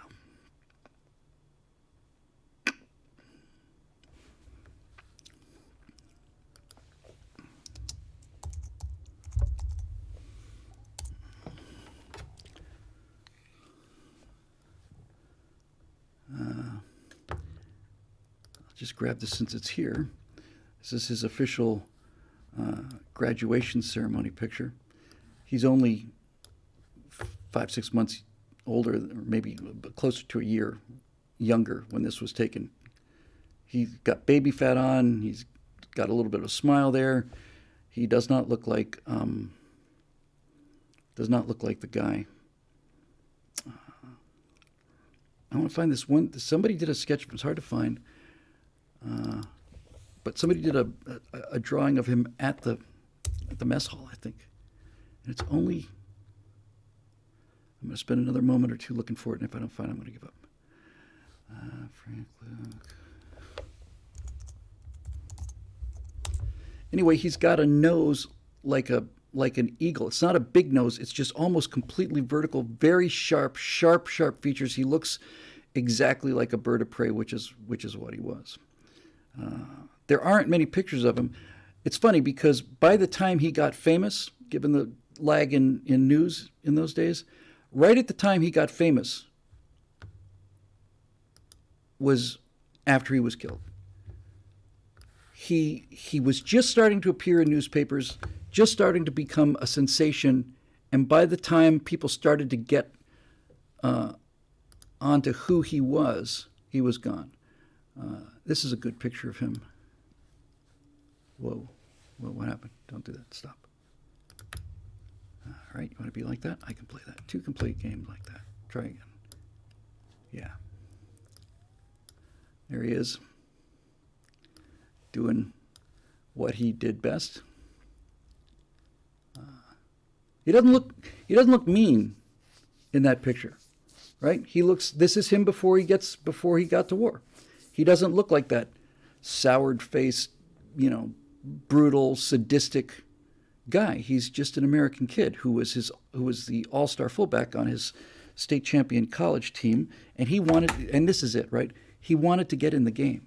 That's why he went off on his own all the time, is he wanted to get in the game. He wanted to show them what he could do. He knew what he could do. They just wouldn't let him. So he did it anyway. And that's it. 21 years old, gone. By the way, the first flyer to win the Congressional Medal of Honor. Now, why nobody has told that story before, I don't know. But I can tell you that they should. Airtechy says he captured a German machine gun, much like the one that killed him. I believe that's not true. A lot of legends. See, this is the thing. This thing about telling a true story in the truth, right? After he died, the story became Luke gets shot down, but he's fine. Jumps out of the plane, starts running towards the Germans. Germans are coming at him. He empties his clip, and when they find him, there are 9 dead German bodies on the ground. That's how they told the story of Luke's last stand. He didn't capture a machine gun. He didn't kill any of the Germans that were after him. But when I first heard the story was he got shot down, got out of the plane. They said surrender. He said nope, pulled his gun and shot 9 Germans dead, or 7 or whatever, and then was killed. He didn't do that, but he did get up. That's, to me, when I was writing the story for America's Forgotten Heroes, that to me was the moment, whether or not this legend is true. Because when you read the story, and you know the story that was told, landed and shot down, shot all these Germans, then you realize, no, that didn't happen. Does that mean he wasn't as cool as he had been? No. He got up, right? He got up. He was on the ground, dying, and he got to his feet, dragged himself to his feet, pulled the gun out, and started firing at the sound of the Germans because he probably couldn't see them anymore because he was blacking out. Marisha says there's some speculation that Tom Cruise used Frank Luke's story as the basis for Maverick, brought to modern times. If that might in fact be true, and I hope it is true, but he deserves to be remembered by name. Now, I just spent 2 hours on the story of Frank Luke, and I can do that kind of story, and that exciting. I can do it with John Paul Jones. I can do it with the Doolittle raid. I can do it with Booker T. Washington. That won't be quite as dramatic, but it'll be emotionally powerful. I can do it with Taffy 3. Could even do it with Dick Rutan. I'd like to do it with Dick Rutan. When I know Dick Rutan. He's a friend of mine, and we drove around on a mountain in a Polaris together and had a lot of fun. And when I was doing his story, I knew this Robin Olds. Yes, but here's the thing about Robin Olds. See, Robin Olds had a great day. He was an amazing guy, but he had a great day. But all these other people had great careers. And when I was doing the research on Dick, I knew about Voyager. I'd known about Voyager ever since Voyager happened. I was a pilot. It was an incredible mission. But the stuff I learned about Dick Rutan, about him being one of the Misties, the fast forward air controllers, is much more interesting to me than the Voyager trip. And the Voyager trip is fascinating, so could even do that too. But in any event, now, I don't know if you could make a story about a movie about Robin Olds, but I know for a certain fact, because I just did it, I just recorded it for the Cold War. You could absolutely, without question, make a monster of a movie. A full-length, 120-minute long feature film about Operation Bolo. That would be unbelievable, right? Because inside of Operation Bolo, it's mostly Robin's story, but it's not just Robin's story. You've got Chappie James, who was the first black patriot to ever become a major general, 4-star general. I don't remember which. You've got these two guys who've got a completely demoralized American forces getting its ass handed to them by Vietnamese aces, and you've got Black Man and Robin Olds and Chappie James, who was his black partner. They spent so much time working together. Other people called them Black Man and Robin.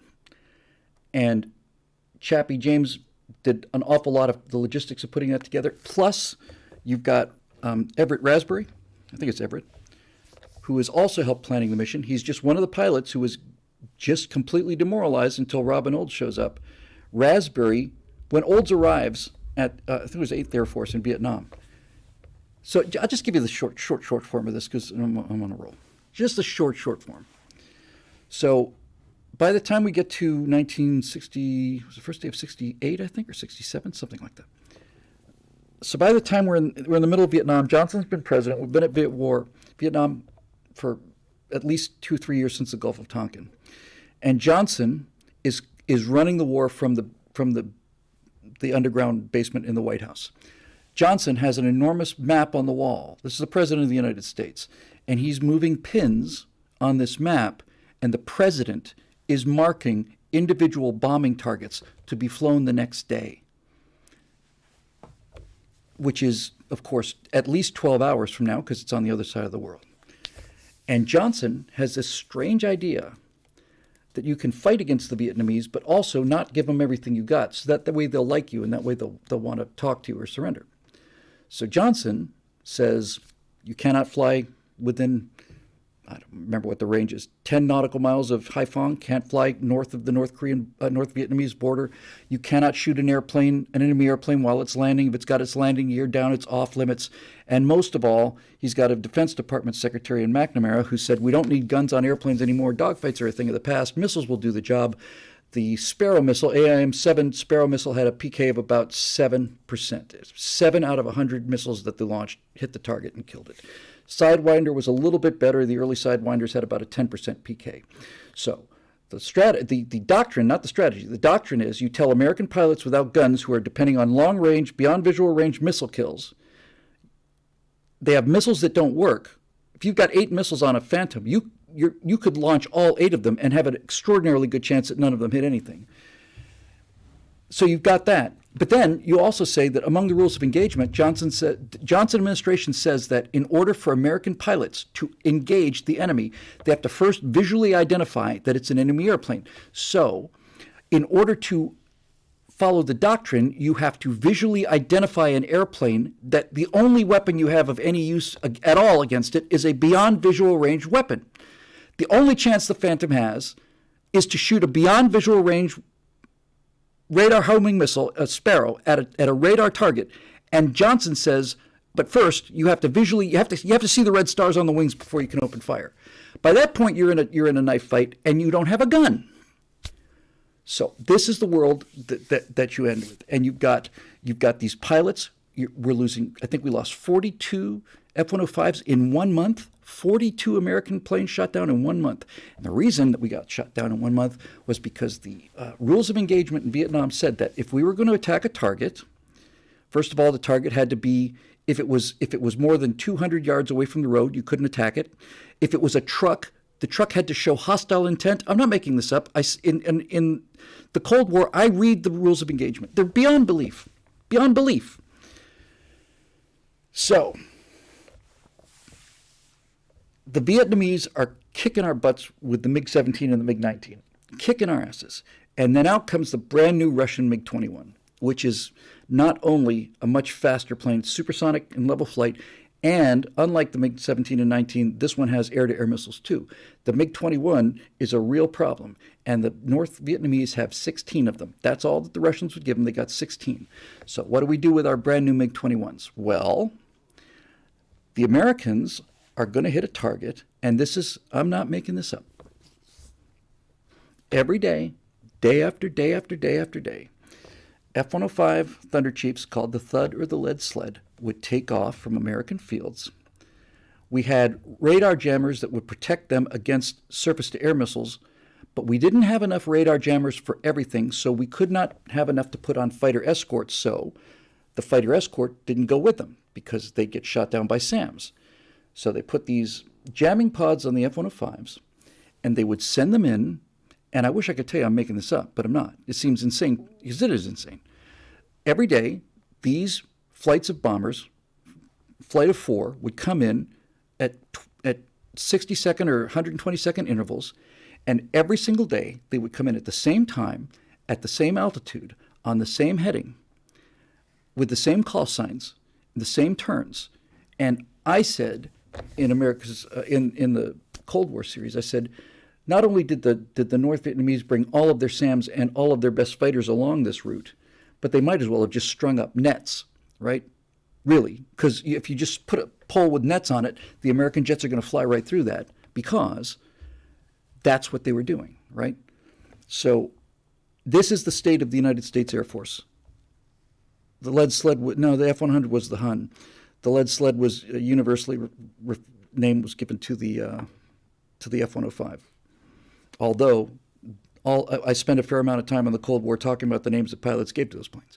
The F-104 was the Smoking Thunderhawk. Yeah, you get the idea. The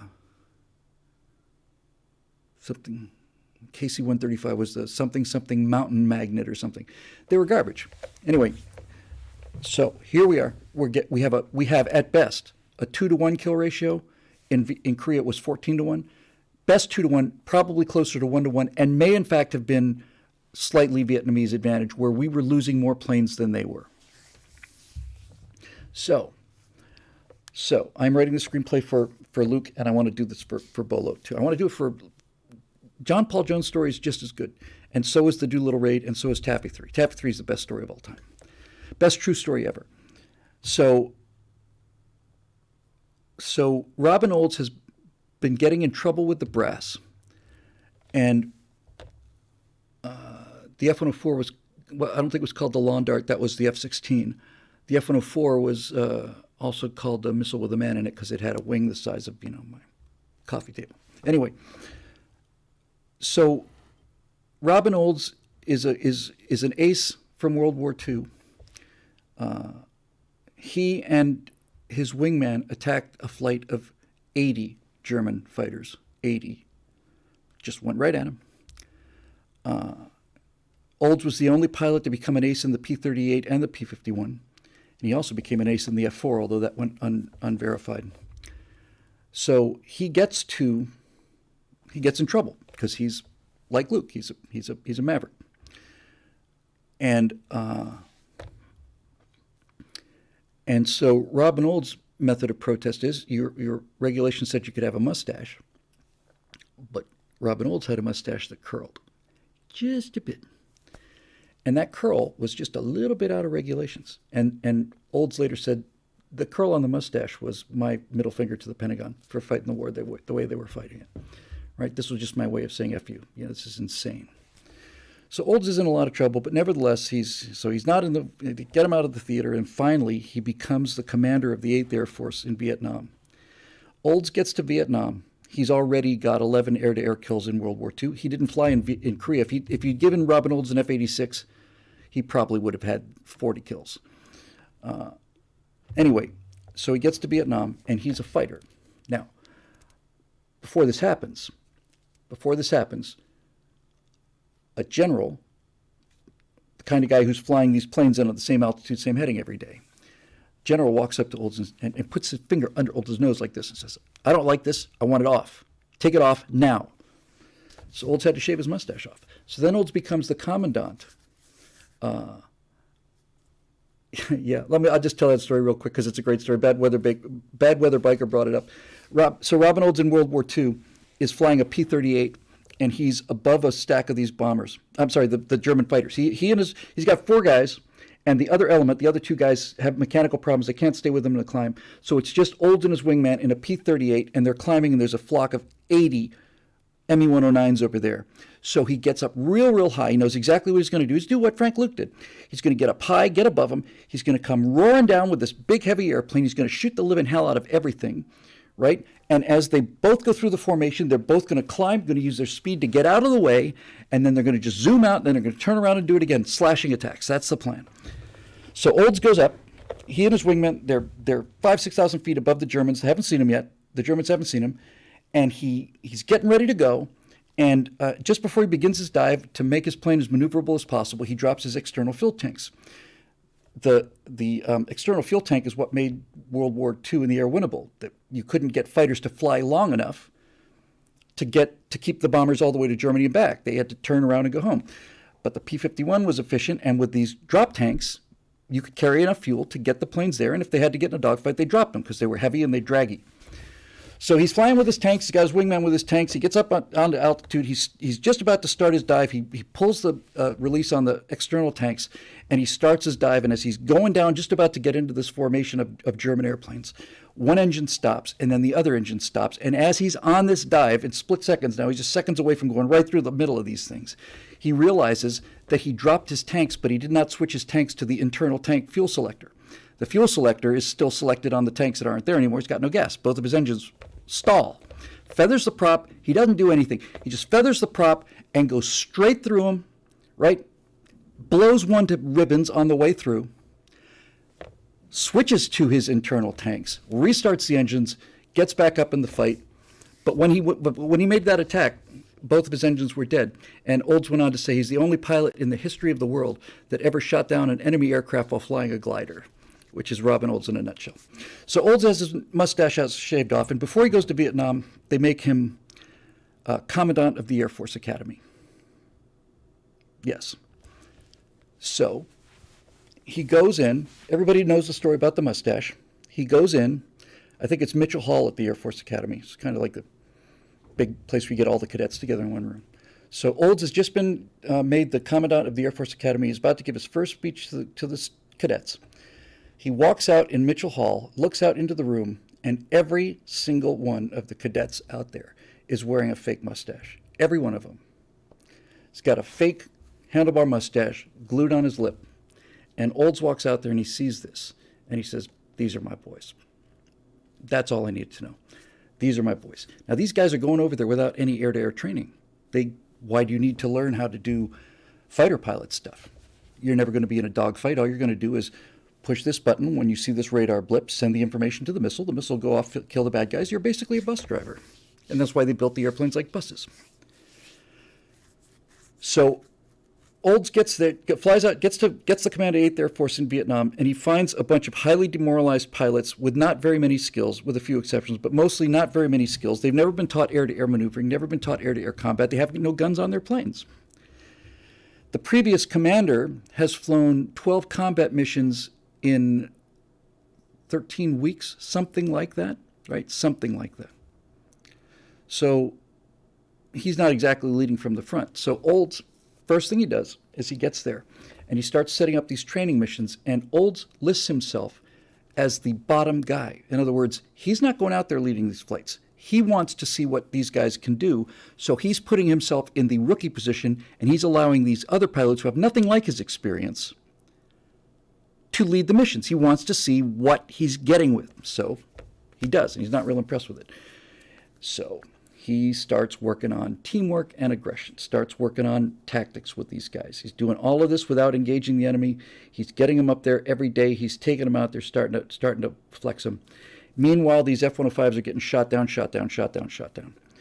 Chappie James comes over, joins him as his executive officer on the squadron. Chappie is a brilliant guy.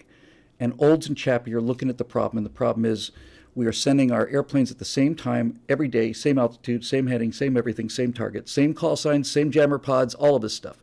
They put all of their MiG-21s on the route, and they're just knocking us out of the sky. So Robin Olds' problem is, I want to set up an ambush, but how do you set up an ambush in the sky? If you want to ambush somebody on the ground, you hide behind a rock or a bush, right? There's nothing to hide behind in the sky. You can't surprise people in the sky with radar. How do you ambush somebody in the sky?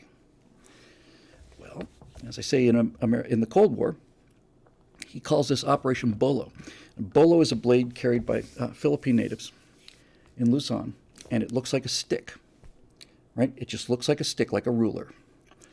And what you find is, as you get close enough, you're not long to survive if you get much closer than that, but the top fifth of the stick is actually a handle, and when you break it and pull it apart, you get this incredibly long, deadly blade, but you don't know it's a blade unless the guy decides to open it, unsheath it. Otherwise, it just looks like he's got a stick. So he says, all right, that's what we're going to do. We're going to use a knife, but we're going to hide the knife. We're going to make them think it's a stick, and when they come up to fight the guy with a stick, they're going to find out the guy with a stick's got a knife. So they start working on tactics and start figuring out how they're going to do this. And meanwhile, there's this guy named Raspberry. I think it's Ernest Raspberry. It's Raspberry's his last name.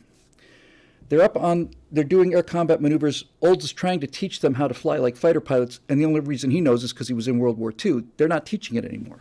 So he's teaching them basic combat maneuvers and all the rest of it. And all of a sudden, Olds has got an open mind. Like I said, he's not put himself in the leader position. He wants to see what everybody else has got. Everybody brings whatever they can to the table. And this guy, Raspberry, comes along. He says, I'll show you something. And so Olds watches him. Raspberry's in trail. The plane in front of him that he's supposed to be following brakes hard left. And the Phantom cannot outturn the MiGs. It's just much bigger, much heavier.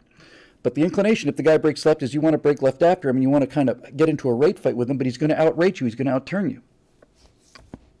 So Raspberry died a year ago? Oh, thank you, Phyllis. I didn't know that. So Raspberry shows him something that he got taught because Raspberry was one of the very few people ever to go to Nellis Air Force Base and fly against John Boyd, who is the most important person that you've never heard of. And John Boyd taught him a maneuver. And instead of braking left, where are the hands? So instead of braking left after the guy, you do the exact counterintuitive thing. He brakes left, and instead of braking left after him, you roll to the right. You roll absolutely to the right, and when you come out of this roll to the right, you are behind the guy at about 1,000 feet, 1,500 feet behind him, in trail. You are in perfect missile kill position. Olds sees this and his jaw hits the ground. He says, do it again. So he does it again. And every time he does it, it's like, this is the one thing that they cannot beat the MiG-21s on. And here's this maneuver that John Boyd came up with a couple years earlier in Nevada, and it works. So he starts practicing the Raspberry rolls. All right, so it gets to be January 1st, I want to say 67. The weather's no good. But on January 2nd, the weather was good. And he's walking out there. Robin Olds is walking out with his men. And these are the guys who'd been demoralized. These are the guys who had a 1-to-1 kill ratio. These are the guys who watched their friends getting shot down and killed. These are the guys who are incapable of stopping the North Vietnamese. We're the Americans. They're the commies, and they're flying garbage airplanes, and we're getting our asses handed to us. That's what Olds finds when he gets there. But on the day they're walking out for Operation Bolo, he's walking out with his men. He gets to his plane. He's got his mustache back, by the way, I think. And he's standing outside of his F4, and he says, all right, Wolfpack, let's go get him. So here's what he did. He got permission. He demanded permission. We were getting our asses handed to us. Something had to happen. That's why they sent Olds there. Olds says, I have a plan, and in order for this plan to work, I insist that the only aircraft that we have in the sky that day, just that one day, The only aircraft that is in the sky that day are the aircraft that I put there. If I can't have that precondition, then we don't have a deal. Okay, all right, fine. A lag pursuit and things like high G yo-yo and stuff, they're all different. The raspberry roll is completely counterintuitive. A lag pursuit, lead pursuit, these are standard air combat maneuvers, but the raspberry roll was completely unheard of. So here's what Operation Bolo consists of. Day after day after day, we're sending these slow, heavy, no guns, no missiles, fighter bombers, F-105 Thunder Chiefs. Same time, same altitude, same call signs, same radio, same turns from same airbase. Jammers go on at the same time. We've been doing it for months, and they just come on up and eat us alive. So Olds says, all right, that's the conditions. That's what we got. So what Robin Olds does is on January 2nd, 1967, he puts together 6 flights of 4 airplanes just exactly like the bomber flights, except these are not F-105 lead sleds. These are not thuds, and they're not loaded with bombs. These are F-4 Phantoms. They're the best plane we've got, and they are loaded to the gills with every air-to-air missile that they'll carry, which I think in the case of the Phantom was at least 8. Sounds like about 8.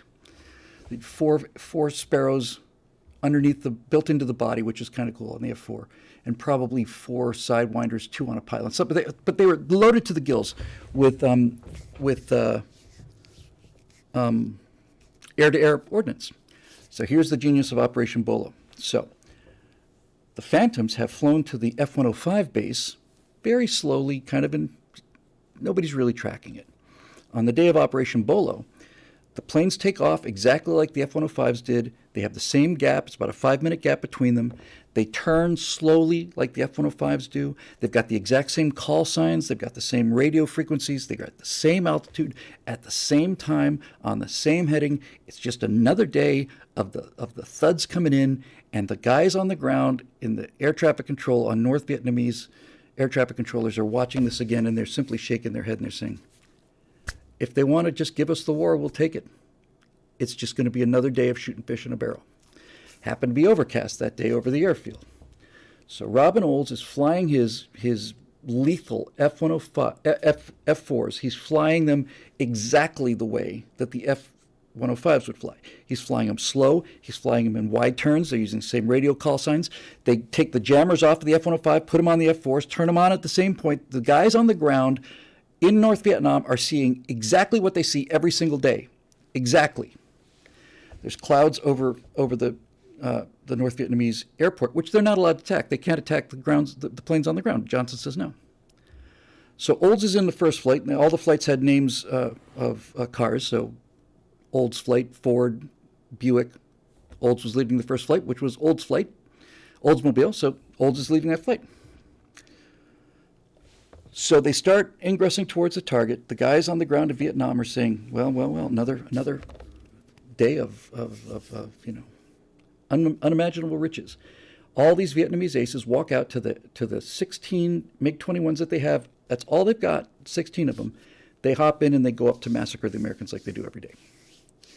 Well, they come up through the cloud deck. And as they come up through the cloud deck, perfectly positioned by the North Vietnamese controllers, by the way. They got this exactly right. The North Vietnamese air controllers put them right behind the Americans, and they come climbing out of this deck, and they're just ready to gun down the Americans. They won't even need to use their missiles because the MiG-21's got guns on it. And as these things come punching out of the cloud deck, Olds sees them, and as these North Vietnamese pilots come out of the deck, they realize that these aren't fat, slow bombers armed with nothing but bombs. These are F-4 Phantoms, and each one of them carry 8 air-to-air missiles. And those 4 planes just break. And now these MiG-21 pilots are looking around. They don't know what the hell to do. And I've got the details of how this fight actually developed. I've got it down to pretty much to the minute.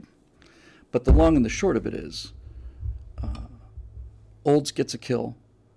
Raspberry does the raspberry roll. He gets a kill. I think the first flight got 2 or 3. Then Chappie James comes in with the second wave, and he gets 2 or 3. And then the third wave comes in, and they get 1 or 2.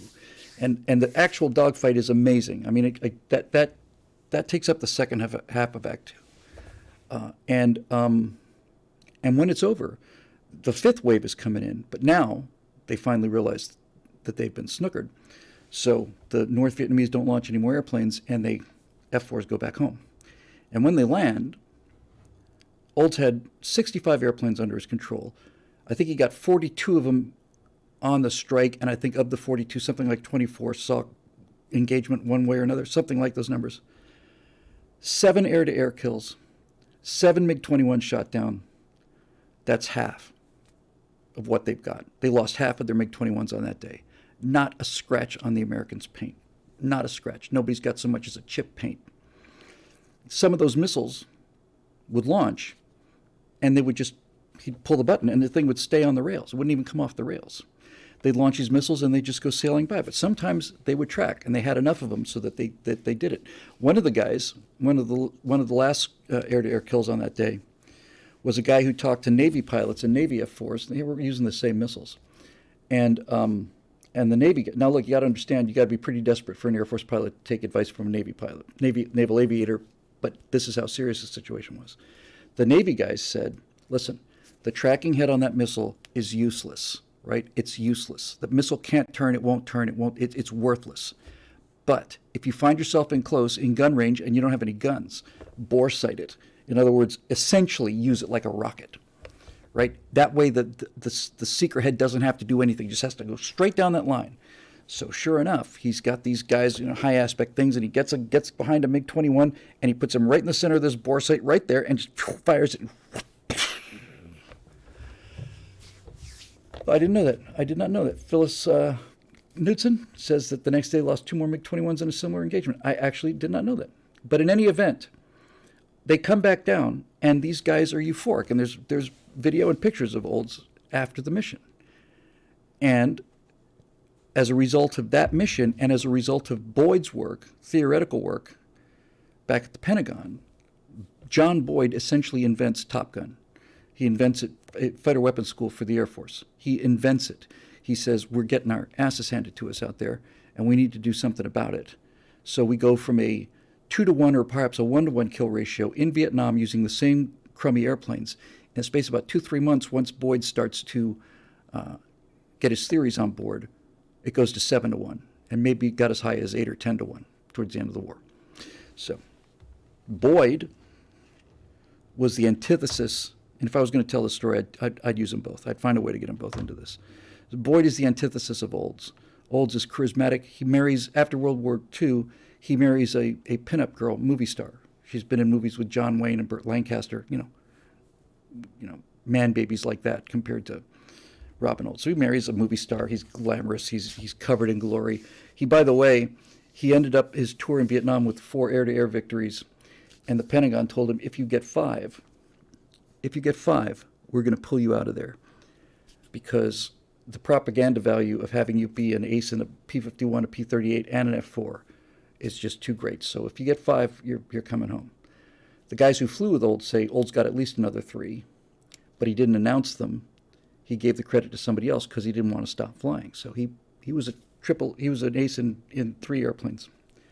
They told Olds he had to come back after he flew 100 missions. He flew 152. He just didn't tell them.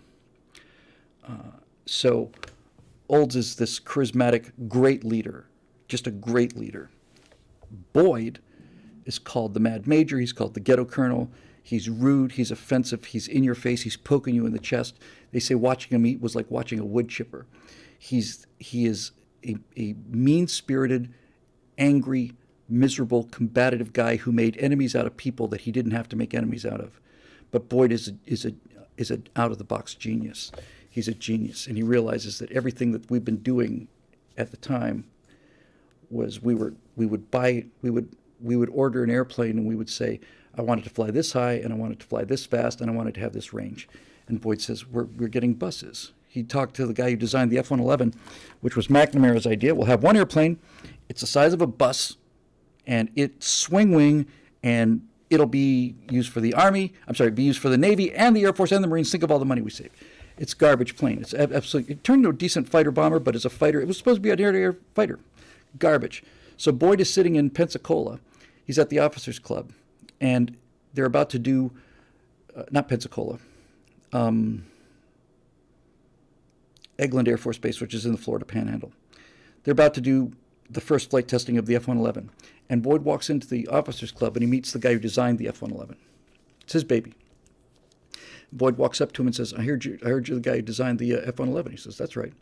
And Boyd starts poking him in the chest. He says, your effing airplane is too effing heavy.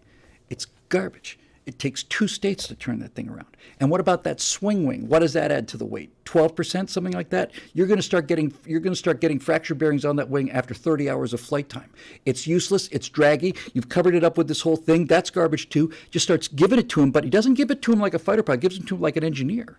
He says, this. It's absolute garbage. Everybody that flies that plane is going to get shot down and killed. And then this guy, who's the engineer, who again, name escapes me, but I will have it, does something that really won the Cold War.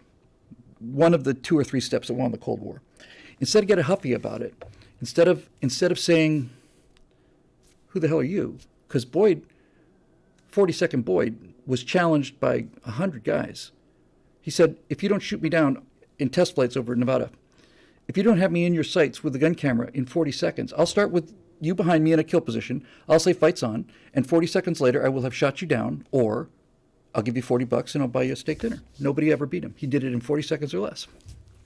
But he had no air-to-air kills, not one. He never shot down an airplane. So these fighter pilots, who the hell are you, man? And this engineer, chief engineer for, was it General Dynamics, I guess? Could have gotten real huffy about this, and he could have just said, F you, which is what you would expect, because he's an engineer, but that's not what he did. He heard how Boyd was criticizing the airplane, and he said, John, sit down. So they sat down at the officers' club, and they sat there, and on the back of napkins, they started talking about what the perfect ideal fighter plane would be. This guy designed the F-111, but it wasn't what he wanted to design. He was given the specifications, and he did it. And Boyd is saying things like, top speed doesn't matter. Service ceiling doesn't matter.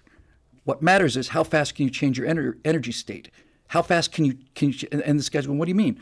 And Boyd says, well, look, if our airplane if our best turn rate is at 450 knots and the MiG-21s is at 300 knots, then the question we need to be asking is, if I meet a MiG-21 at 300 knots, how quickly can I get my airplane to 450 knots where I can beat him? How fast can I change the energy state? How fast can I accelerate? How fast can I slow down? So these guys start doing all this stuff. And as a result of this energy maneuverability theory, Boyd says, this is the answer. So Boyd is given this brief. He's going to give this brief. He's got hundreds of slides. He has to select which ones he wants. And he'll give that brief to anybody who will listen to him. And finally, the Boyd brief, which is about 6.5, 7 hours long, finally, the Pentagon hears about this, and a major general in the Air Force who's responsible for Tactical Air Command says through a colonel, the general would like to see you tomorrow and expect you to give the briefing at 8 a.m. So Boyd talks to Raspberry, as it turns out, and says, all right, here's the deal, Raz. I'll do the brief. You run the slides. So they pick the slides they want. They hop in an F-100F, 2-seater, fly their butts up to Langley. They land. They're there for the 8 o'clock interview, the 8 o'clock brief the next day. And just as they're walking in to give the 6-hour brief, the general's aide says, the general has allocated 10 minutes of your time. That's how long you'll have to give the brief. Now, top brass at the Pentagon, 10 minutes is a lot of time, right? That's almost unheard of for a major. So instead of arguing about it, instead of like, well, I need 6 hours, I can't possibly. Boyd says, okay. So Boyd goes in there, and he says, General, and the guy walks in with his entourage. The general's got, staff behind him. And he says, Major Boyd, you may begin the brief. So Boyd says, thank you, General. And he puts up a slide, and he says, these slides represent, in blue, U.S. aircraft, and in red, Soviet aircraft. And each one of these blocks indicates which one is superior at what particular altitude. Here's the F-4 versus the MiG-21. Here's the F-4 versus the MiG-19, and so on. Anything that's in blue, the U.S. plane is superior to, and anything that's in red, the Soviet planes are superior to. And he starts putting these slides up, and they're red, red, red, red, red. Little bits of blue, but red, red, red, red, red, red, red, red, red. Puts them up there. 10 minutes goes by. Raspberry gives him a signal. It's been 10 minutes.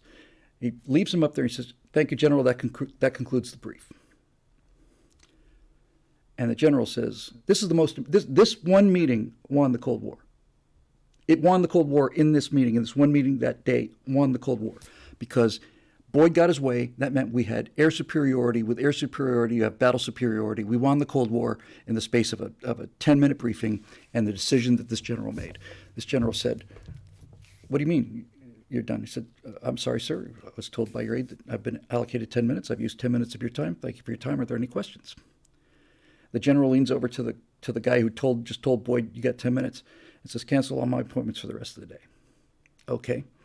He says, continue the brief. So Boyd goes on. And before he starts going on again, the general says, after he finishes the brief at the end of the day, he says, all right, Major, I want you back tomorrow morning. We're going to continue this briefing. And Boyd is very sly. So he's got a little ambush of his own plan. Boyd packing up his slide projector, right? Just about to unplug the thing. And the general comes over, he says, Major Boyd. He says, yes, sir. He says, I noticed something. I noticed, Major, that you have all of your energy maneuverability diagrams for every aircraft in the U.S. inventory and the Soviet inventory, but you don't have the F-111. He says, no, sir, I don't. I have the slide, but I haven't shown it. And he says, well, I'd like you to show me the slide for the F-111. Boyd knew he would ask this. So Boyd says, yes, sir. So they fire up the projector. They put the slide up, and it is 100% red. Against any plane that the Soviets put up, the F-111 was going to lose. And it was going to lose in every airspeed and at every altitude. There was not an airspeed or the altitude where the F-111 was going to win that fight against anything that the Russians had in the air. And Boyd knew that was a kill shot, right? So, because of this general, and because of Boyd, and because of a couple of other renegades at the Pentagon, they started what became known as the fighter mafia. And John Boyd, who just through the energy maneuverability theory alone would have been a legend and a genius, basically said, let us design the next airplane and you won't believe your eyes, but you got to let us do it. You got to let us put this theory to work. We've used your data. We've used your computers. Boyd stole time on computers. He told him it was for something else, just used it. He said, give us our heads, just let us go, and we will show you what we're capable of doing. So they did, but that didn't solve the problem that was going on right away. Right away in Vietnam, as this briefing is going on, we're losing aircraft at 1-to-1. We don't have any fighter weapons training. There's no air-to-air combat training. All we have is Boyd's numbers. But this is where it's really super cool for me anyway. So what Boyd has done is he's taken all of the data on these airplanes, and like I said earlier, I'm inventing these numbers, but they're fairly close.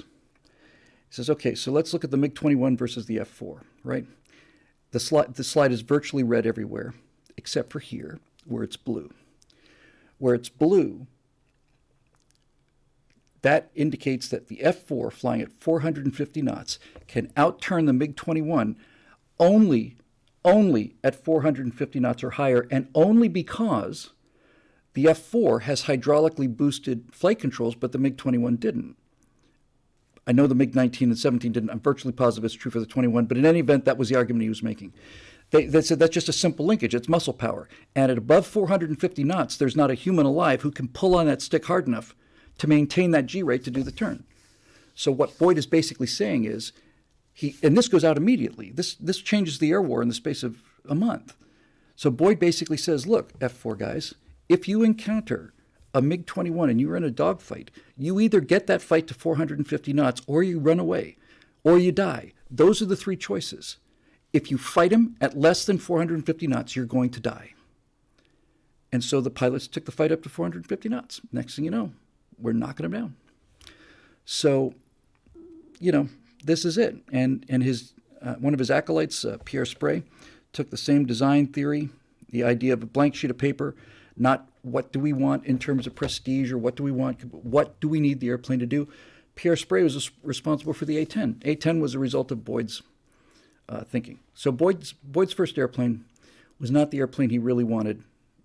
The Air Force had a requirement for something, and he wasn't totally happy with it. But the first airplane that came out of John Boyd and the fighter mafia was the F-15. And currently the F-15 has a 112-0 kill ratio. It's shot down, I think it's 112, 114, shot down 114 enemy airplanes against 0 losses. That was the first of the planes that Boyd delivered. The F-14, on the other hand, is not a Boyd product. That's why it's retired. It was swing wing. It was heavy. It was not a great turner.